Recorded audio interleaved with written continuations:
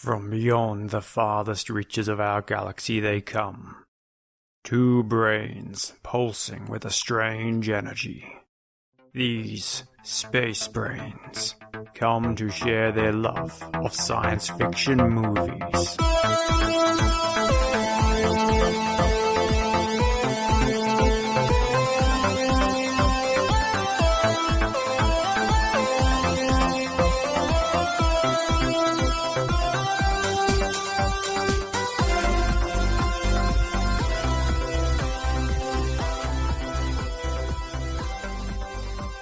Hi, and welcome to Space Brains, the show where we joy watch sci-fi movies and talk about what was good and what was great. I'm Surrey, and this is Mark. Hiya! It's episode 60, so it's a classic, and tonight we're talking about sci-fi film The Terminator. Came out in 1984. Oh my goodness, so long ago, sorry. How old? No, don't tell us how old you were. Out. But in this episode, we will reveal what we thought about The Terminator, the ins and outs of narrative and film language, plus a deep dive into a specific piece of science that the filmmakers are proposing. The original The Terminator, 1984, was directed and written by James Cameron. Gale and Hurd also contributed a little bit, even though Mr. Cameron said she did bugger all. That's quoted, okay? She did bugger all, according to Mr. Gale. Cameron. No, she was a producer. I'll come back to that a little bit later. Oh, okay. And then Okay. William Not poor Gale. Whoosh added some of the dialogue. And I really would love to know, did he do I'll be back? I'll be back. Or was that Cameron? Or was it Gale? I don't know. Or was it I'm confused. Was it just Arnie? No, what I did read about Arnie was that he didn't like that line. He wanted to change it because he struggled to pronounce I'll. He wanted it to be I will be back. I will be back. That's right. He couldn't do it. Up and at them. He did it really resistantly, but Cameron would not give it away. So, That probably shines a bit of light on that joke in The Simpsons where they're doing Radioactive Man, Fallout Boy, and whatever his name is, the Arnold Schwarzenegger simile. He is in there, and he has to say the line, up and atom. But he keeps saying, up and at them. And maybe... I think that is the joke, yeah. I think you're right. Yeah. There's a reference there, yeah. Well, the story with Gale is that she bought the script for $1 $1. from James Cameron. I'd buy that for $1. As long as James Cameron got to direct it. That was his deal. You can buy the script for $1 as long as I get to direct it. And she signed off on that because she knew it was a great deal. And then she started to contribute to the script. But then he has come out years later and said she did bugger all. Yeah, no. So take it up with James. Don't take it up with me. I'm just the messenger, okay? And prove me I'm wrong, all right? So, but before we go any further, sorry, we should... Turn back now if you haven't seen this film. It's been out for nearly 40 years. Nearly so, 40 years, yeah. I mean, you've had ample opportunity. Yeah. There's not exactly much in the way of spoilers, but we're going to spoil that one spoiler that you need to not have spoiled. Well, if you've never heard of The Terminator before, sure, we're going to spoil the living shit out of this, aren't we? Yeah, well... We probably already have a little bit. Anyway, so warning. Warning. Go watch it. Come back. Listen to us. Warning. Warning. Warning. Step back. We're back to good old Arnie. He's a great... it wasn't funny that he was originally told one of the struggles he had as a young actor was the fact that no one could understand his accent. Yeah. No one would like you in your film, in the films. Turns out that's the main reason people put him in films. I know. And James Cameron actually said that once they got on set, he felt, and Arnie was there, he suddenly felt like this film wasn't just this sort of fantasy in his head. Like he suddenly felt like everyone walked a lot taller, the whole thing rolled a lot better, and Arnie just brought that like extra presence to the film set. And because they were kind of, some of them were thinking that this film was a little bit of a joke when they actually made it. Like they were kind of it's kind of a schlocky kind of and it didn't have a massive budget, and it also didn't, and it wasn't going to have a massive release, and we'll come to that in a little bit. But James was an up and coming director. We know James now. We know him now. I mean, Jesus, he was part of the process. But it's before Terminator. It's before Alien. It's Aliens. Piranha 2 or something rather funny. Yeah.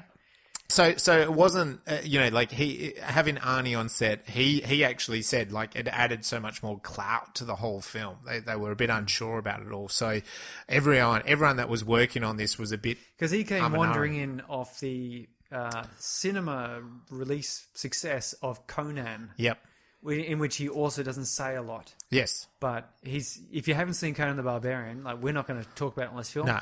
But you should go see it. Definitely. And then come back and listen. No spoilers about Conan. Conan was one of my favourite movies growing up. It's a great movie. It's a great movie. And I've seen it relatively recently, and it really is good. And like this film, I've seen Terminator a lot. As growing up, and I think we'll talk about that in a moment. But coming back to it again, it's been a few years.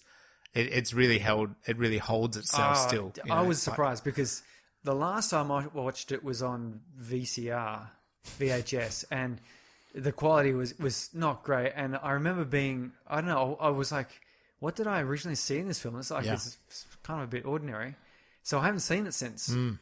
But then. My wife brought up the concept that we could watch the Terminator. The Terminator 2 would be a good kids film. Yeah, it kind of is a kids film. Like John Connor is like a boy, and but we had to watch the first one. Yep. So I went okay, and I was watching it. I was going, actually now I remember why. Yeah. When I first saw this at a friend's sleepover birthday party, as you did with the Terminator. Why, like, we did not stop talking about or playing the Terminator, as it were, basically. For weeks afterwards. Yeah. Well, see, now we're talking about that now. So was that the first time you saw it? Was that a sleepover? Yeah, sleepover party. Group of boys. Never heard of it before because, of course, I would have been 11, 12, 13. So, I obviously I was too young to watch it in the cinema. Yeah. But we watched it at the sleepover, and, it starts off with the loud bang, bang, bang, and there's electrical sound and things happening. We immediately... were enthralled by this huge, muscular, tough-looking dude who just, for someone, you don't know at the time, he just destroys these punks and nicks their clothes. And it's just like... Because we hadn't read the back of the cover or anything. No, of course not. I don't know why I can't remember whose birthday it was. I can remember a few of the friends there, but I don't know which one. Anyway, we didn't read the cover. We didn't know that it was time travel cyborgs or anything like that. It was just... Arnie in those opening scenes, so powerful. Yeah. And he's so young. I mean, he's 37 or something, so he's not like a little kid or anything, but he's just a fantastic presence. Doesn't say a word, give me your clothes or some garbage like that. Yeah. And that's about it. And the heavy accent, of course, works because it's like, it makes him alien. The punks are Bill Paxton. Who goes on to with Aliens with James Cameron and Michael Biehn, and they it's a great moment, and it stuck with us. The number of times we would say, "I'll be back." I know, I'll be back. Get out. I think, that's why I really wanted to cover this question tonight, because I'm sure, like you, I've seen this film multiple times, saw it as a little boy, saw it as like a teenager, saw it as a young man probably. Now it's been a little while, because there is so much content available at our fingertips. But I think this film, 1984, again, I was way too young to see anything like this at the movies. I was only a real little bub in a way in 1984. But, you get to that age of around 10, 11, 12, this is on TV. It's on the Sunday night movies. When we used to have that in Australia, we used to have a Sunday night movie, and this would be one of those ones. Die Hard's another one that they used to play. Like, it feels like my memory tells me that they played it a couple of times a year. I don't know.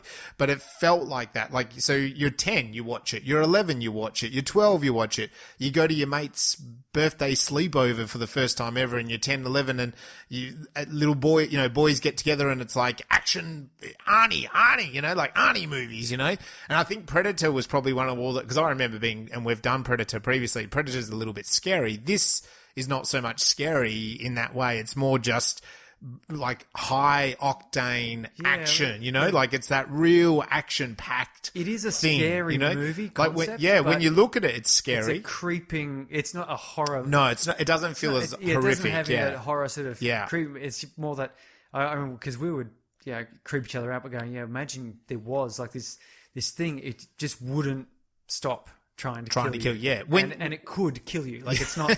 It's not like. Doug down the road who's shakes his fist at you and he right over his footpath or whatever. Yeah. But it's quite brilliant. And I think in the context of then, if I'm about 10, 11, then it's early 90s, and you look at the actions that started to happen in the 90s from the actions we had in the 80s, like Terminator and other ones, Commando and stuff. The action is so, and we talked a lot about it also in Predator, like how high level the action is, that of course you kind of get a bit saturated as a little boy with action. And so you do watch this and it's like, he's like, barreling into cars and cars are being thrown and they're firing shotguns across highways and, get into a truck and they explode a truck and you're a little kid and you're like, this is awesome. How good is this? Like and he's like breaking down as a cyborg slowly throughout the film. And like, I never really even thought about it at the time, how much he is this killer robot, killer cyborg. When I watched it this time, I thought, wow, he really is a menacing killer robot that doesn't stop. And they mention that, I really picked it up in this viewing, like they mention, Reese says it a couple of times, like he will not stop. Like there's nothing that will stop him. And no fear, no mercy. Yeah. And in this viewing, I really kind of picked up on that, like A, when it's Arnie, and then even B at the end, the robot, like, they blow him up and he comes out of the fire and then they rip him in half and he still comes out. And then even when he's ripped in half, his arm still like claws at her. And it's just like, it's non-stop on the mission, which is brilliant as an adult because that's what a cyborg would be. It's not a human. It wouldn't just stop because it's been ripped out. No, it doesn't have a pain threshold. So it would just keep going. But then I think as it like reflecting on that viewing as a child, it's more like, hey, like Arnie non-stop, like blow him up, like what would it take? Like there was probably that ridiculousness in my head of like, what would it take to take Arnie down? Like this guy doesn't go down easy. I've seen Commando, I've seen Predator, I've seen these other, Running Man, that, that's another good sci-fi that we have to come to at some point. But it's like, he doesn't go down easy, Arnie, right? Like, and then you're seeing the mix of the 90s, the Nicolas Cage actions and the Bruce Willis, Die Hard, like these guys, they don't go down easy. So you look at the Terminator as a kid and you're kind of like, yeah, it's just two guys going at it for 2 hours, But, and that's a different film, that's a totally different film that you like to watch, I know. But, but yeah, the viewing experience this time, I suppose, for me, taking it in more from actually a sci-fi angle. I've never probably, when I was a child, didn't even think of this film as a sci-fi. Like I just kind of thought of it as an action. Yeah. And then when you look at James Cameron's intentions, he had a dream in Rome and it was that when in Rome, do as Romans do, write a script. So, but he had this nightmare dream of, I think it was something like he was in a kitchen and this robot would not stop getting him. Like there was no way to stop this like robot thing getting him, right? We've all had it at some point. Robot mother-in-law, sister, whatever, it's all the same. It's all the same. But yeah, he had that dream of that and he wanted to really homage. He loved John Carpenter horror, at the time and he loved the kind of 50s sci-fi, the sort of, attacking of aliens onto the planet Earth and, he kind of wanted to bundle, and it was more of a horror. Like it really was. Like he set off with the intention of it being a horror, like these cyborgs. The original script was 2 cyborgs come back and they basically fight in the 1980s, you know, like they fight in LA and, you know, over this woman sort of thing. And it would be more horrific. And there's still those elements. I don't know if you notice these moments, like, you know, the real red eyes of the Terminator and that ruthlessness of him wanting to just destroy her no matter what. Well, that red eye is what has become the way we know that a robot has gone to kill mode. It has, is that right? Yeah. Like, it's parodied in various cartoons. And so even Wall-E, like when he goes onto red, it's like the autopilot, like he's no longer Wall-E. There's plenty of serious films and TV series where when the robot gets a red glow. Yeah, the red glow, we're in trouble. Boston Dynamics, if you're out there, you know how it all rolls out, you know. So, yeah, there is that interesting... I found it a different experience this time, I've got to say. Did you find it any different this time? Well, yeah, I was watching it with my kids. Yeah. And they were cheering them on and like... And who were they cheering for? They were amazed at the, you know, always the question. The Terminator moving.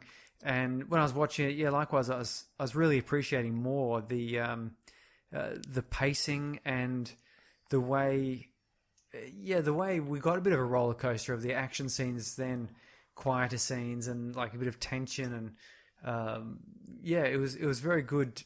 Sort of looking at a bit analytic because I obviously know the whole story. Yeah, there's no surprises in there for me. No, me too. But I was also really appreciating the fact that the special effects and the acting and so forth.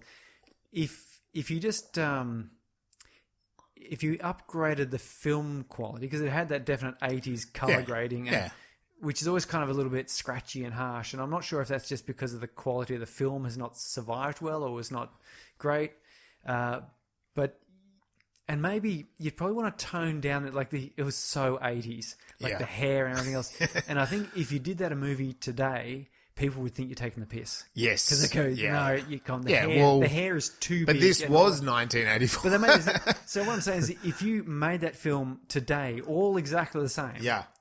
And just sort of, you know, Modernize the colour and maybe tone down some of the 80s things. You probably still need to set in the 80s because you can't be having internets and mobile phones and things because that would kind of spoil a lot of stuff. You know, you'd have to change script too much. Yeah. But it was beautiful. Like, you wouldn't even need new special effects. I think the special effects were entirely up to date. Yeah, yeah. There was you could have, I suppose, improve some of the animatronics or some of the claymation. Yeah. Smooth that a little bit. But even then, that was not too bad because it gave you that really uncanny valley. Yeah. It actually looked like some of those attempts people have made of humanoid androids. Where they're looking a little bit rubbery, a bit kind of wrong. And to be fair, he just had a shotgun to the face. And it was, let's say, repairing himself. But anyway, so let's move on. Was this... hope, warning, or experiment? I saw it as a warning. Warning. Because it's basically that premise of we give too much faith to technology, right? And then that technology takes over the world. And so, there's hope in that, you know, the human comes back and beats the robot, you know, in the story, but... I felt that it's more of a warning. Yes, I would agree. Because okay, we're not talking about Terminator 2 or Terminator 3, but essentially, you know, those story repeats itself. Like the machines are still going to rise and take over. And I think where I really see warning is that when there's that scene with Reese and Sarah, and he says he does talk about that, you know, there was a nuclear war in the future somewhere from now. And then they never really knew who started it. And then it's like he goes, but it was the defense computers that started it. Like at some point they realized that the humans were the problem. And he says in a microsecond, they decided to exterminate us. And then he goes on and tells, you know, the biggest story. And this time watching it, I thought, it feels like there's a bit of a pivotal piece of the plot there that the writer, James, and what they really wanted to get across, that there was a moment there that humans kind of handed over the reins to the robot, the machine. And the machine then was smart enough to realize, no, you guys shouldn't be in control, like I should be in control. And so to me, there's a warning there, you know? Yeah, is handing your fate away. Giving your fate up. Yep. Is... is the same as death. Yes. Yeah. Yeah. Right? Basically, it's like being a prisoner or some such. Yeah, and also then the analogy in this story is, and he tells us, we don't see a lot of it, but in that future, it's basically like concentration camps. You know, the death is piled up; it's forever going on, and mounds of skulls. The mounds of skulls. Which I'm looking at thinking, who put those mounds there? Because where's the rest of the skeleton? Yeah, that's right. And it's just the skulls. All these people just huddle together, lie on top of each other, carefully position their skulls, and then just slowly decompose? No, but he does say that they like some of them were kept alive to then do all the work, and that included disposing of the bodies. Like he says something along those lines, and so you say that, well, maybe his job was to line up all the skeletons, you know, like all the bodies, you know what I mean? Like make a big pile of the bodies. They're robots, they don't give a shit. Hey, you human. Yeah. Pile up skulls. I want to step on one. Yeah, that's right. It looks really cool on YouTube. Check this out, kids. Don't mess 10 with out Robert. of 10, I'll watch again. I mean, look, you could argue that there's a bit of hope and that humans always do this. We've looked at it in The Matrix and we've looked at it in other films where, like, we are so much like cockroaches, aren't we? And again, in this film, I mean, in analogy that they've bombed the living shit out of us. He even says we're right on the brink of extinction, but then John Connor rose up, you know, and it's like it's the same. It's like there's always a few humans, isn't there, that just kind of niggle over. Like in a house you can kind of like wipe cockroaches out, and then there'll just be one, and that's all it needs to be, right? One, and then there's eggs, and then there's more, and you're back to blowing them all. In our evolutionary history, they reckon that there was we nearly did go extinct, and there may have been as few as 10,000 or less than 10,000 humans left on Earth at one point, like huddled down South Africa, basically on the coastlines, and so it was pretty close for us then. Like, and now look at us, we're probably sort of regretting going a little bit, bit mad with our bonking, but I suppose someone's got to do it. Yeah. So so I see it as a warning. So that's fun. So it's a nice night for a walk, Surrey. It is a nice night for a walk. How many people do you think the Terminator kills in this film? How many does he genuinely kill? Well, now, I don't know. Like, this is my count. Okay. Like, I have a count. But I'm wondering if you have a count. Because it was something that I was like, oh my God, he's fucking killing a lot of people. Well, he must kill, he kills a couple of the punks at the start. He does. Let's call it two. I think he kills two, maybe. Yeah. One of them runs off and then one of them hands over his clothes. Yeah. He then kills at least two Sarah Connors. Yeah. He kills 20-something cops. 23 cops, I think it was. A little bit cheating because I'm remembering from Terminator 2 where they recount what he did. So so that's what, 23, and like that, maybe it's about 30 people there so far. And then, let me see, there'll be a couple innocent people in that nightclub scene. Yeah. I'm gonna say it's probably about between 35 and 40 people. Yeah, well, I got 42. 42. Right? Now, that is, there's a science fiction link there, too. Yeah, I know, 42. Yeah, you can talk about that. There's the punk at the start, right? He's definitely a punk that he rips his heart out or whatever, right? Yep. There's the gun shop owner. Oh, yes. Right? There's the two Sarah Connors. There's Ginger, who's Sarah's roommate, and then her boyfriend. There's a guy at the bar that he just kind of like sprays. There's the girl at the bar that like runs in front of Sarah. I mean, how bad is that? You know, he shoots Sarah, but she runs in front of her. Now, at the station, the police station, this really got me. The captain says to her that he goes, I have 30 cops here, so you're safe, right? And then, dun, dun, dun, dun, dun, he comes in. Now, in that scene, I counted that he mowed down about 12 cops, right? Oh, but there's also him firing down corridors that you don't see who he's actually shooting. And even Lance Henriksen, who plays the detective, you don't actually see him get killed, but he's not back in the film, right? Like, no. You see the captain get killed, but you don't see Lance get killed, but he does fire towards Lance, and then you never see him again. So, I mean, does he kill all those 30 cops? I kind of presume he does. Well, I think he does. From memory, in Terminator 2, they say 27 or 29 killed or something. So maybe a couple. So maybe a couple did survive. Sarah's mum. The truck driver, right? So he rips him. You do see him throw in the world, and then Kyle. Reese. Oh, yeah. So I got 242. 42. Okay. That's a good number. About 40. Good on you, Terminator. That's human population control. So one Terminator can take out about 40 humans. Well, even when they're like... Well, even when they're armed, you know? Well, you could imagine, like, there was, 20, 30 cops with... And they had M16 rifles, they had proper guns. Yep. And they just did nothing. And the reason he didn't kill more of them, I think, was because there weren't more to kill. Yeah. And secondly, he'd run out of bullets. That's right. And he does do that in that scene. Like, you see him dispose of the guns as he goes through them, which is great. They do more of that in, Terminator 2 and stuff. What about a favourite scene? Did you have a favourite scene of Terminator? Yes, okay. Well, there's a couple, but I'll go in. Go for one. Come on, pick one. One is the nightclub scene where Sarah Connor gets in contact with the cops and says, someone's following me, stay somewhere public. She's like, okay, I'm in this nightclub. And then she calls up her friend Ginger, of course, and says, I'm in Tech Noir. Yeah. Is that what it's called? Yeah, Tech Noir. Yeah, I think so, yeah. And at this stage, we don't know. Like, we're pretty sure Arnie might be the bad... Like, both characters, the Terminator and Kyle, have been mysterious. In fact... The really nice thing with watching these movies with my kids is I get to, particularly because my daughter doesn't have a filter between what comes from her eyes into her brain and back out her mouth. So all of her reactions are very genuine and very immediate. Nice. And they were going, oh, hang on, which one of these guys is the bad guy? Like, because at first they go, oh, Arnie, he must be the Terminator because he's looking bad. But then Kyle Reese turns up and he's like running around chasing his police chase him. Yeah, police chase him as well. Oh, is he the one who's like, And so at this scene, it was really good because you still didn't quite know. Yeah. Until the Terminator walks in and like the guy says, hey, you didn't pay. And he just like fucking slams him down. Yep.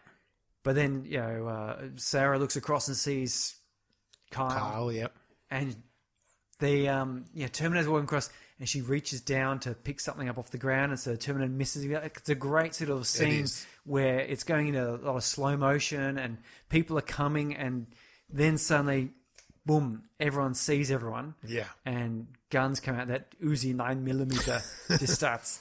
The magic endless bullets, because on that thing there, you like maybe get 2 seconds worth of full auto and it's done. But he sort of just keeps firing. He reloads once, at least, but he must have had like 100 round clip or something. But yeah, it was brilliant, lovely little shooting, and even the way that the Terminator had this small submachine gun firing everywhere, and Kyle had a shotgun, a police shotgun, and popularized the trench coat for this purposes. This became a look. It did, didn't it?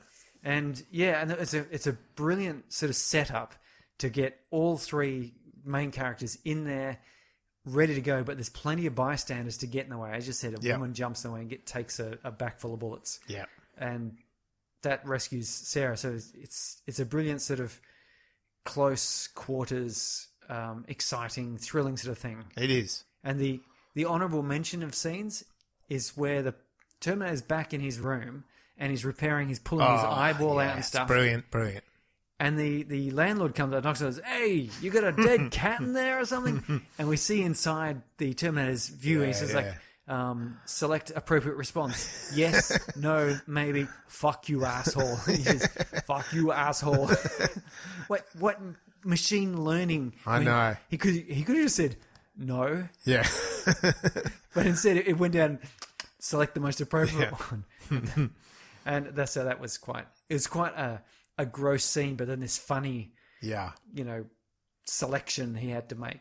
I just want to say the nightclub scene, I agree. It's a great way of you're right. Like, we don't maybe 100% know who is the good guy and who is the bad guy apart from Sarah. Yeah. And so that's a really, that scene divides us, doesn't it? Like, it tells us the rules of the game now because the Terminator does just fire. He's just firing on everyone. Yeah. And whereas Kyle, he actually pushes people out of the way. Yeah. And later in the film as well, he said, when he explains the cyborgs to Sarah, he actually says, he couldn't even determine whether he still was the Terminator until that very last moment when he did pull up his gun, to explain to us how sophisticated these machines have got, that they look so human that you can't just shoot people. And so he was telling us he's the good guy by not just firing away in a nightclub and killing people, whereas the Terminator is just like bang, bang, bang, bang, bang, right? Like, doesn't care. He's got his objective. So it's a really great scene in that it finally tells us after about 28 minutes, and so it's moving into the second act, really, when you and I know about. Well, yeah, because it's moving into that next where we're moment. Getting the fun and games, the real. Okay, the Terminator's revealed, the chase has started, the stakes are set. You know, we've been told that he's going to kill. He's already killed 2 Sarah Connors. Yes, yeah, and now we're going to to see the results of this. Yeah. So now we know. We know who is right, who's wrong. Got to jump in here, Cameron. Having watched also Terminator 2, but in Terminator 1, he has a really great way of capturing almost postcard moments. Yes. So the scene shot up, the shot setup is what I'm trying to say. Yeah. Where Sarah is on the sort of the ground, she's sort of getting up, and Kyle Reese reaches down. Come with me if you want to live. And it's just long enough. It lingers just that little microsecond longer, so it really hits you home. And then she grabs his hand and goes, but it doesn't. He's very good at this because it doesn't overdo it. A lot of movies, they overdo it. They'll say something like, and that's what she said. Yeah. And it'll pause for that extra second too long where you sort of go, like, come with me if you want to live. Yeah. Okay, what are you doing? Yeah. Don't just stand there. Posing. Yeah. And, likewise, when they, get out, he jumps into the truck and he looks at the truck driver, and the truck driver sort of looks at him and sees this, horrific mangled robot view. Yeah. And he just says, get out. And the truck driver just doesn't even wait to slow and just gone. He jumps, rolls across the road as the truck's still moving, and I'll be back. And I'll be back's great. Other ones where Reese is like sitting there looking down, and I can't remember what he says. He looks up, and he does his, he has no mercy, no fear, he does not get tired or hungry. He will not sleep. He will continue, absolutely will not stop until he kills you. Yeah, sort of thing. Like it's this real postcard framing, and the 2 characters. It's almost like you'd have a still image, and have that sound bite. Yep, and it would still work. It would work. Yeah, I agree. In number 2, we're not talking about number 2. We'll talk about it another time. But it's similar sort of things. These beautiful moments, almost captured. Is very good at that. And, I think we see it in his other films, but this film really has that style. Yeah. And all those moments you're talking about, like even earlier in the film, when they when he breaks into the retail center and he's getting his things, and the police, like there's a lot of those moments that you're right, like they're photos. They could just be pure photos. He grabs the shoes and tests against his thing as the cops in the like it's very 3D kind of things are going on all at once. And even in that scene that you're saying in the nightclub, Sarah feels like someone's been following, and we know it's Kyle because we've seen him. And there's a moment as the Terminators come in, and he's not paid and he breaks it. There's actually, when it starts to do the slow-mo, she suddenly looks up, and you're right, like there's a moment he misses her, like they missed the turn, and you're, as an audience, like, she's gotten away. But she then catches Kyle. Yes. Like through the bar mirror or something. Yeah, like what and there's a patron walks past. Yeah. And he's there staring at her, and so she knows that there's this weird guy staring at her, but it's not the Terminator. And again, we as the audience are like, oh no, but hang on, you're maybe staring at the wrong guy. You're exactly right. There's a postcard moment there of and there's an emotional feeling going on. So that's really a pivotal moment, I think. Wow. Okay. So,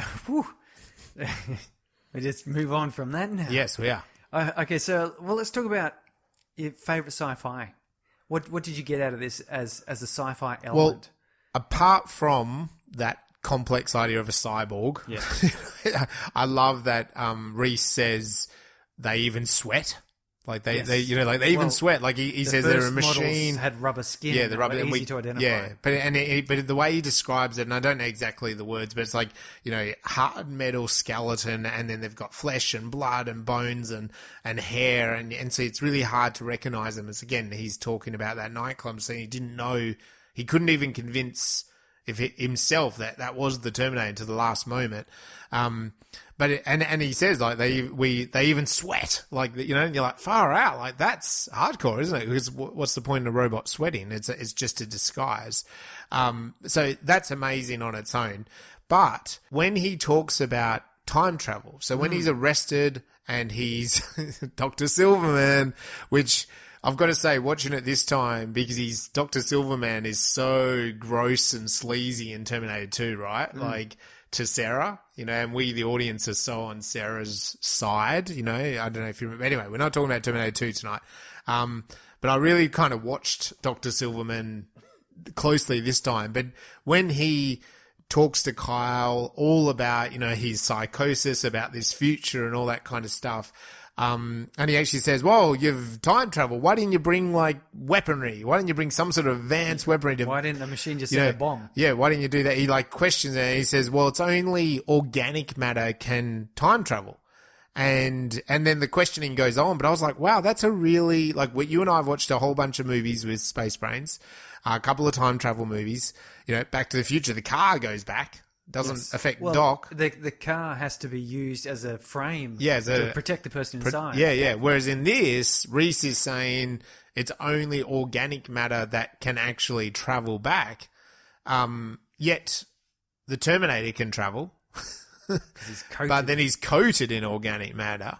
But then that sort of explains that kind of nudity, like traveling and also the pulse they do, when they arrive, it's all lightning and electricity and...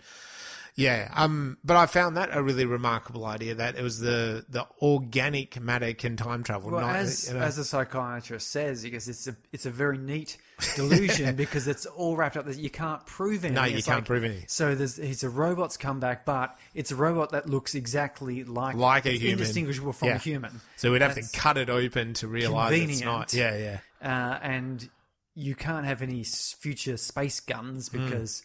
You can't bring them. No, you have to just come back, yeah.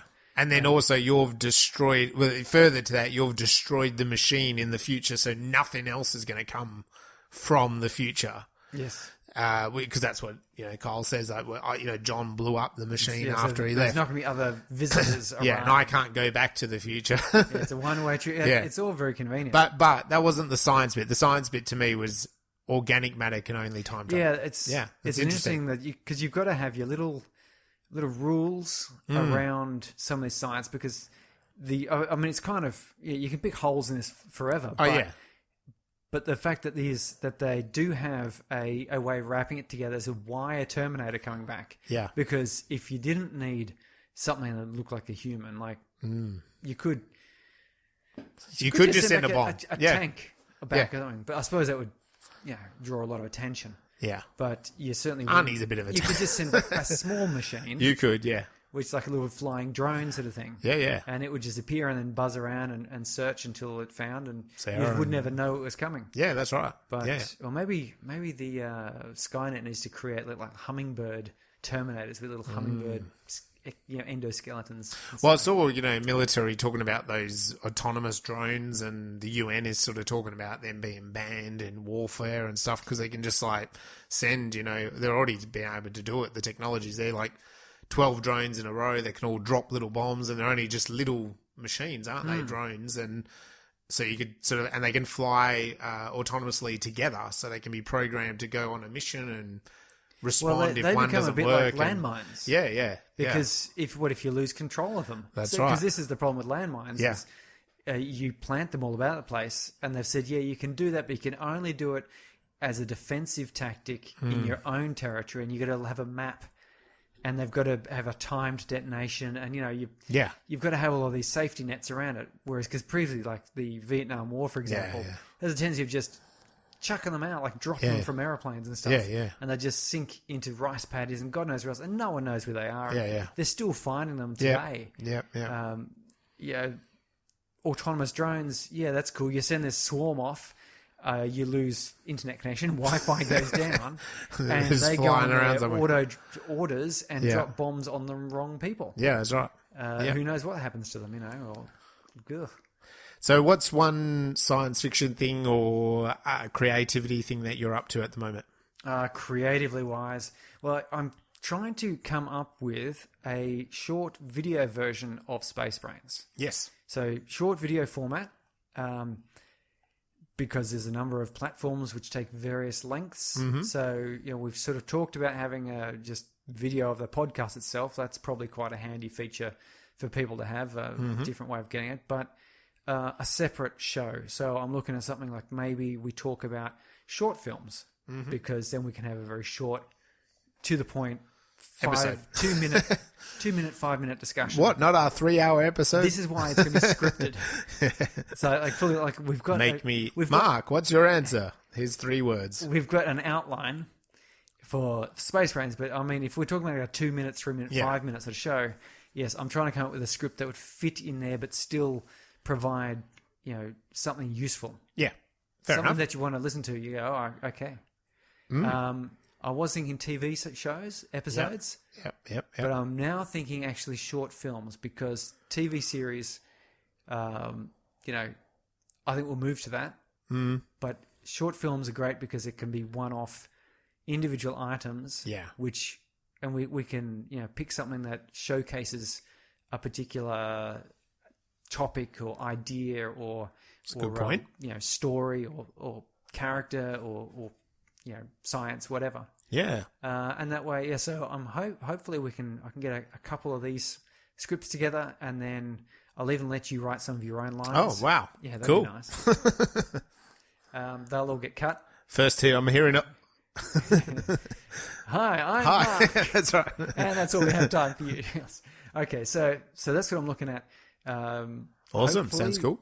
Hopefully I can get a couple of things, and we can do a bit of a pilot and see what it takes to do.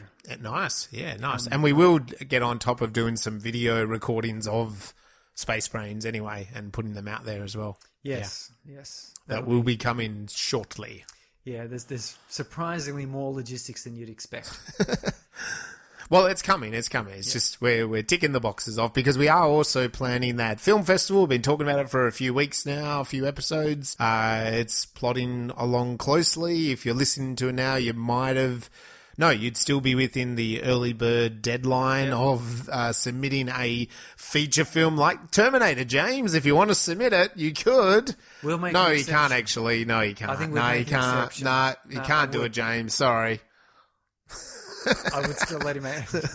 James, you can come to the event, all right? You can buy a ticket, all right? You can buy a ticket. You're welcome to come.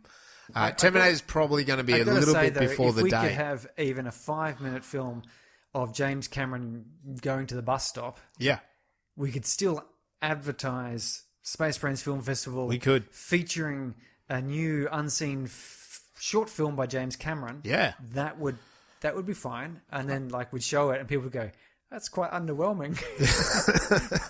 I mean, I think Avatar 2 is in the works. I mean, maybe he wants to premiere it at Spacebrains, something that's like that. Science fiction-y. I think it's science fiction, isn't it, Avatar? Sort of. Yeah, definitely. We'll say it is. Yeah, I think so. So, yeah, the film festival's coming along, May 2022. You can make a short film, a feature film. You can be international. You can be extremely local, like us in Mandurah. And there's different categories. We welcome you to submit your films. The early bird category is closing soon, but there's many more categories or deadlines up until about March in 2022. So you got plenty of time in a way, but if you want to get in on one of the early ones, save a few dollars and also just kind of get it all done and ready to go. We welcome your submissions. And the film screening will be in a honest to goodness theatre at the Mandurah Performing Arts Centre. Yep, the Fish Trap Theatre. Full on stadium seating and a proper screen and great sound. There will be at least you and I there. We'll be there. We'll bring our families along. So we will. So there'll be a group of people actually watching your film. So we have had a few submissions, quite a few Australian. We'd love some international ones jumping on board, which would be fabulous to see. And the feature film we've received is international. We have received a feature film that was international, which is fab. We're looking forward to a few more feature films as the year rolls on. We are. So there'll be more details of that. Stay tuned. Look on our website, socials, find out more. Yeah. Okay, well then, what about this film? So what film? What film are we talking about? What are you talking about? I thought I was just here to be interviewed about. I guess this podcast has now been terminated. Oh, terminated. Exterminated, the whole lot. Yeah, Terminator. So who wrote 1984. Well, we've mentioned James Cameron. As I said, Gail and Hurd, producer, did some editing, and William Wisher, additional dialogue. He wrote Terminator 2, and he also wrote Judge Dredd, the Stallone version in the 90s. I like that one. Maybe we should do that one sometime. Yeah, I liked it too at the time. I think I saw it once in the 90s, and then that was it. But I quite enjoyed it, I remember back then. And, another big 90s one. He was a bit of a an actor, like a minor actor in some of those Hollywood films as well, sort of similar things. So, yeah. But as we mentioned before, James came up with the idea in Rome and, developed it for many moons. His idea originally was horror, but it kind of kept coming across to the action kind of sci-fi kind of realm as we know. It was Orion Production Company came on board as the funders. It was interesting. To get this one off the ground, Lance Henriksen came into the pitching room as the Terminator. And he got him to go in ahead of him. As in, whenever the meeting was scheduled, Lance turned up and pretended to be the Terminator. Like, I'm taking over, I'm going to blow you all to bits, right? And then James came in and said, no, he is the Terminator, and he explained who he was, and then, pitched the story, sold it. Low budget. Lance. Yeah. He's not very intimidating looking. No, I don't think so. But he's an actor, so he might have just put it on. He had a leather jacket, the whole idea. And it sold. So there's a bit of an idea when you want to pitch a TV or a movie show. I should tell the producers I'm going to kill them. Threatened to kill them with the Terminator. If you don't buy my film, I know where you live. I'm going to hunt you down. That's right. You're going to sleep sometime. No, just blow them apart in their offices, unless they're going to pay you. So that's one little bit, and he got the funding. It was going to be a low-budget film. Also, even when it came out to be released, it was one of those things that it was kind of released in the cinema screenings, not during their big summertime blockbusters, not at the Christmas time sort of success, but it was in between. And James Cameron said, well, it's better to be like a big fish in a little pond rather than kind of putting it up against the big films because they ended up doing quite well Arnie critically and commercially. Which one was it? Last Action Hero went up against Jurassic Park. Yeah. Like no. Yeah. Last Action Hero. Fun movie. I enjoyed it. Yeah, and it was fun. I think my kids are going to love it. I love the soundtrack. I got the soundtrack. The soundtrack's awesome, eh? And AC/DC. But up against Jurassic Park, which is they're two different films. Yeah. No. Well, the problem with something like Last Action Hero as well is like if you're a die-hard action hero, it's kind of like funny, and then it's hard to know, am I laughing at myself? And that's the thing with even Arnie, you're kind of like, hang on, are you taking the piss out of action films? Like as someone that's a cinema goer, someone that likes film, I can kind of get the joke, but I can understand an audience going, yeah, but this is kind of like stupid, right? Whereas I want him to be the Terminator. Like I want, and this is what happens with some actors. So you're like, no, I want you to blow the living shit out of people. I don't want you to like joke about blowing the living shit out of people. And then you don't want the action to be so like, that's the thing in Last Action Hero. There's some action scenes that are like a bit, they're so far-fetched that you go, oh, hang on. Yeah, come on. I loved it. I was an Arnie fan. Yeah. Still am. I've watched 23 of his films. No, but hang on. Here's a thing. In that, he goes into a video store and Sylvester Stallone is the Terminator. Yeah, I love that. Right? Yeah. Yes. There's our connection. So Arnie signed on to be Terminator. Again, it was one of those things that I think you mentioned Conan before. I read online they had to hold schedule of this because Arnie was doing Conan, and his agent didn't want to let him go to do this or something. There was some sort of confusion over that. Linda Hamilton sprained her ankle the week this was to begin shooting. So all the scenes where she's running and stuff, they had to push out instead of having them at the start of the shooting schedule. Oh, I can tell you as a filmmaker, shooting schedules, like, oh, it's a nightmare. You could imagine that. You'd be like, oh yeah, great. Just break your ankle. We're about to get you to run all over the place. And she was in pain the whole time, they said, that basically with this broken ankle. And when they cast Michael, is it Michael Biehn, yeah. I thought it was Biehn, yeah. When they cast him, James they had a lot of problems casting this actor because, and he didn't want to do it. He'd done a couple other high prize. I was reading here sort of saying that there was this, Arnold Schwarzenegger's going like, kind of this schlocky, big meaty dude, like he's going, that's who they've got attached to this film. Yeah. Like that's, because Conan was doing well in the theatres, cinemas, but it's kind of a bit of a schlock film, you know, it's not serious. And Michael Biehn's a fairly serious actor. Yeah. And he recalls sort of going, I'm not really convinced about it, but his manager, his agent, managed to sort of point out, well, you know, it's a romance film, and like you really sell that well. You're a good-looking guy, intense eyes.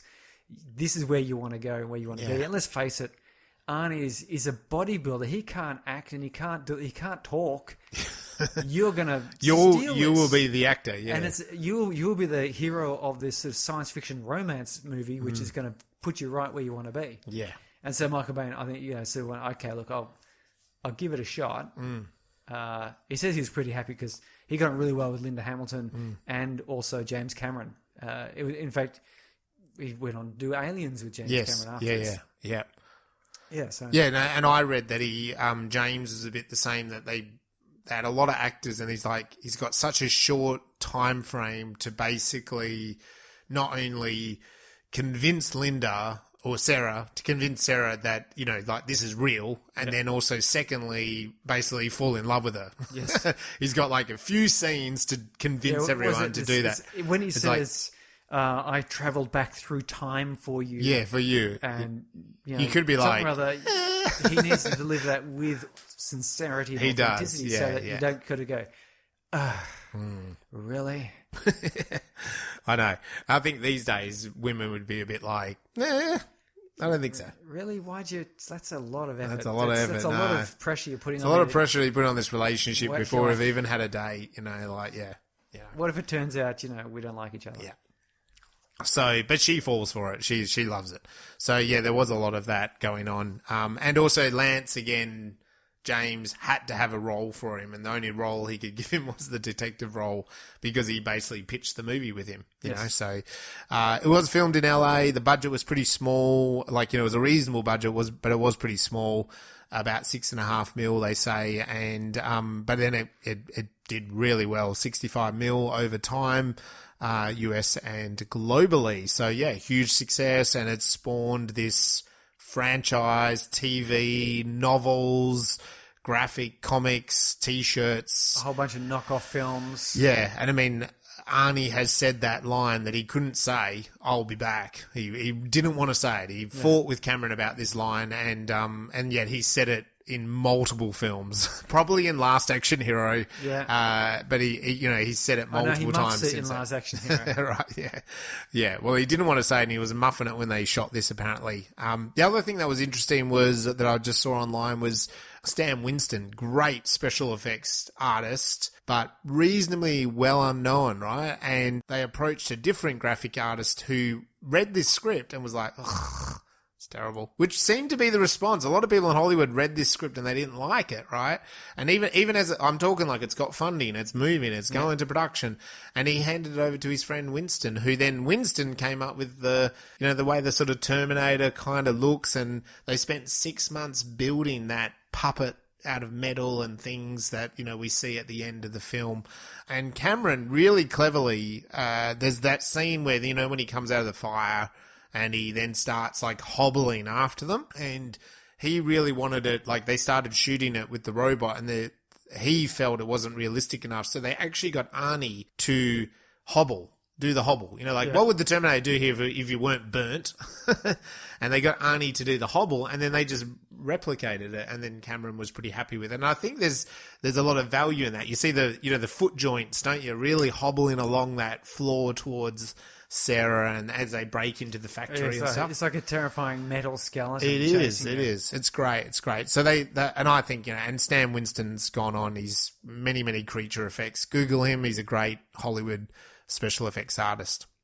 So let's jump into the story. It's 2029. Sorry, this creeps me out a little bit now. It's not far off. It's not far off. And we do know that this film doesn't talk about it, but I watched is it the Sarah Connor Chronicles, the TV show? And in that, do you remember what they say in that starts it all? See, in this... no, I never watched it. In this movie, he says there's a nuclear bomb and he feels it's the defense computers, whatever. In that, Skynet, they say, is when, and we're already doing this because we do it in Perth, Main Roads does it. And so in Sarah Connor's, they say it's when they take over the algorithms of the traffic lights is the birth of Skynet. And about planning like traffic control is the birth of Skynet. And that's what they do in Sarah Connor. And so there's an episode where Skynet like starts shutting down all the traffic signals and stuff like that. It's actually quite an interesting TV show, that one. So go back, watch it. But yeah, so this starts in 2029. I must admit, seeing that year, I was a bit like, it's not far away. It's coming. So we jump from 2029. We're seeing kind of this devastated the place. Thing crushing the skulls, soldiers shooting them. There's something in the sky. And then it jumps pretty rapidly to 1984, I think 1 a.m. or something. And there's a good old 80s rubbish truck dumping stuff. Because at first it's because my kids, again, watching it with the kids, they just spew out every response. What the hell is this? And it's like because this robotic arm came down, freaking out, and like for a moment, and then it's like, this isn't. This is okay. No, this is just a rubbish truck. You're like, so, and I'm pretty sure that's what James is going for. He's going like, here's transitioning, between the machines. We're gonna give you an idea that we've got machines around us all the time. He does that quite well a couple of times. That later it's like when Reese sees that construction machine and then he flashes back, doesn't he? This treaded. The treads and stuff. Which is interesting because Terminator is all about the evolution of robots as well and cyborgs and stuff, right? So it's supposed to be that it might be just a garbage truck is the start. Yeah, or that tracked hunter-killer thingo. Yeah. Well, it could have been using a construction vehicle base chassis. I mean, why not? Yep. The Skynet had these factories. Yep. And some of them, they're not all military factories. No. Yes, right. But the garbage truck, goes down. We get some crackling and lightning, electricity. What the hell? And then we cut and we just sort of see this naked Arnie slowly stand and you know that Arnie has done this on stage for his bodybuilding. And so he does that. He just uncurls and sort of stands so beautifully smoothly, rigidly. He does. And he wanders over nude and he overlooks LA, right? And you see his doodle. You do. Pause. Really? So pause it if you want to pause it and see Arnie's doodle. And he surveys LA, at night. Yes.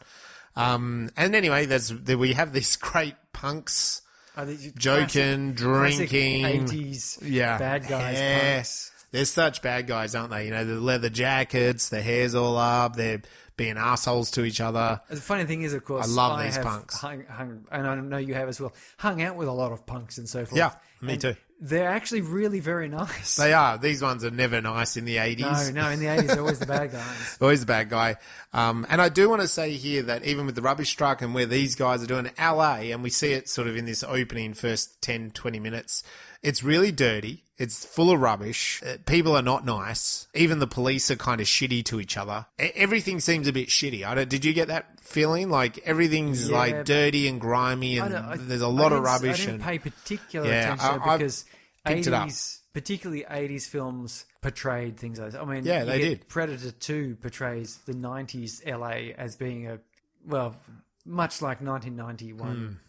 LA was. But I guess maybe are they sort of pinpointing that we're heading down a dodgy path? Oh, it is showing a bit of the tarnish on the again, we're not in one of Angels. these.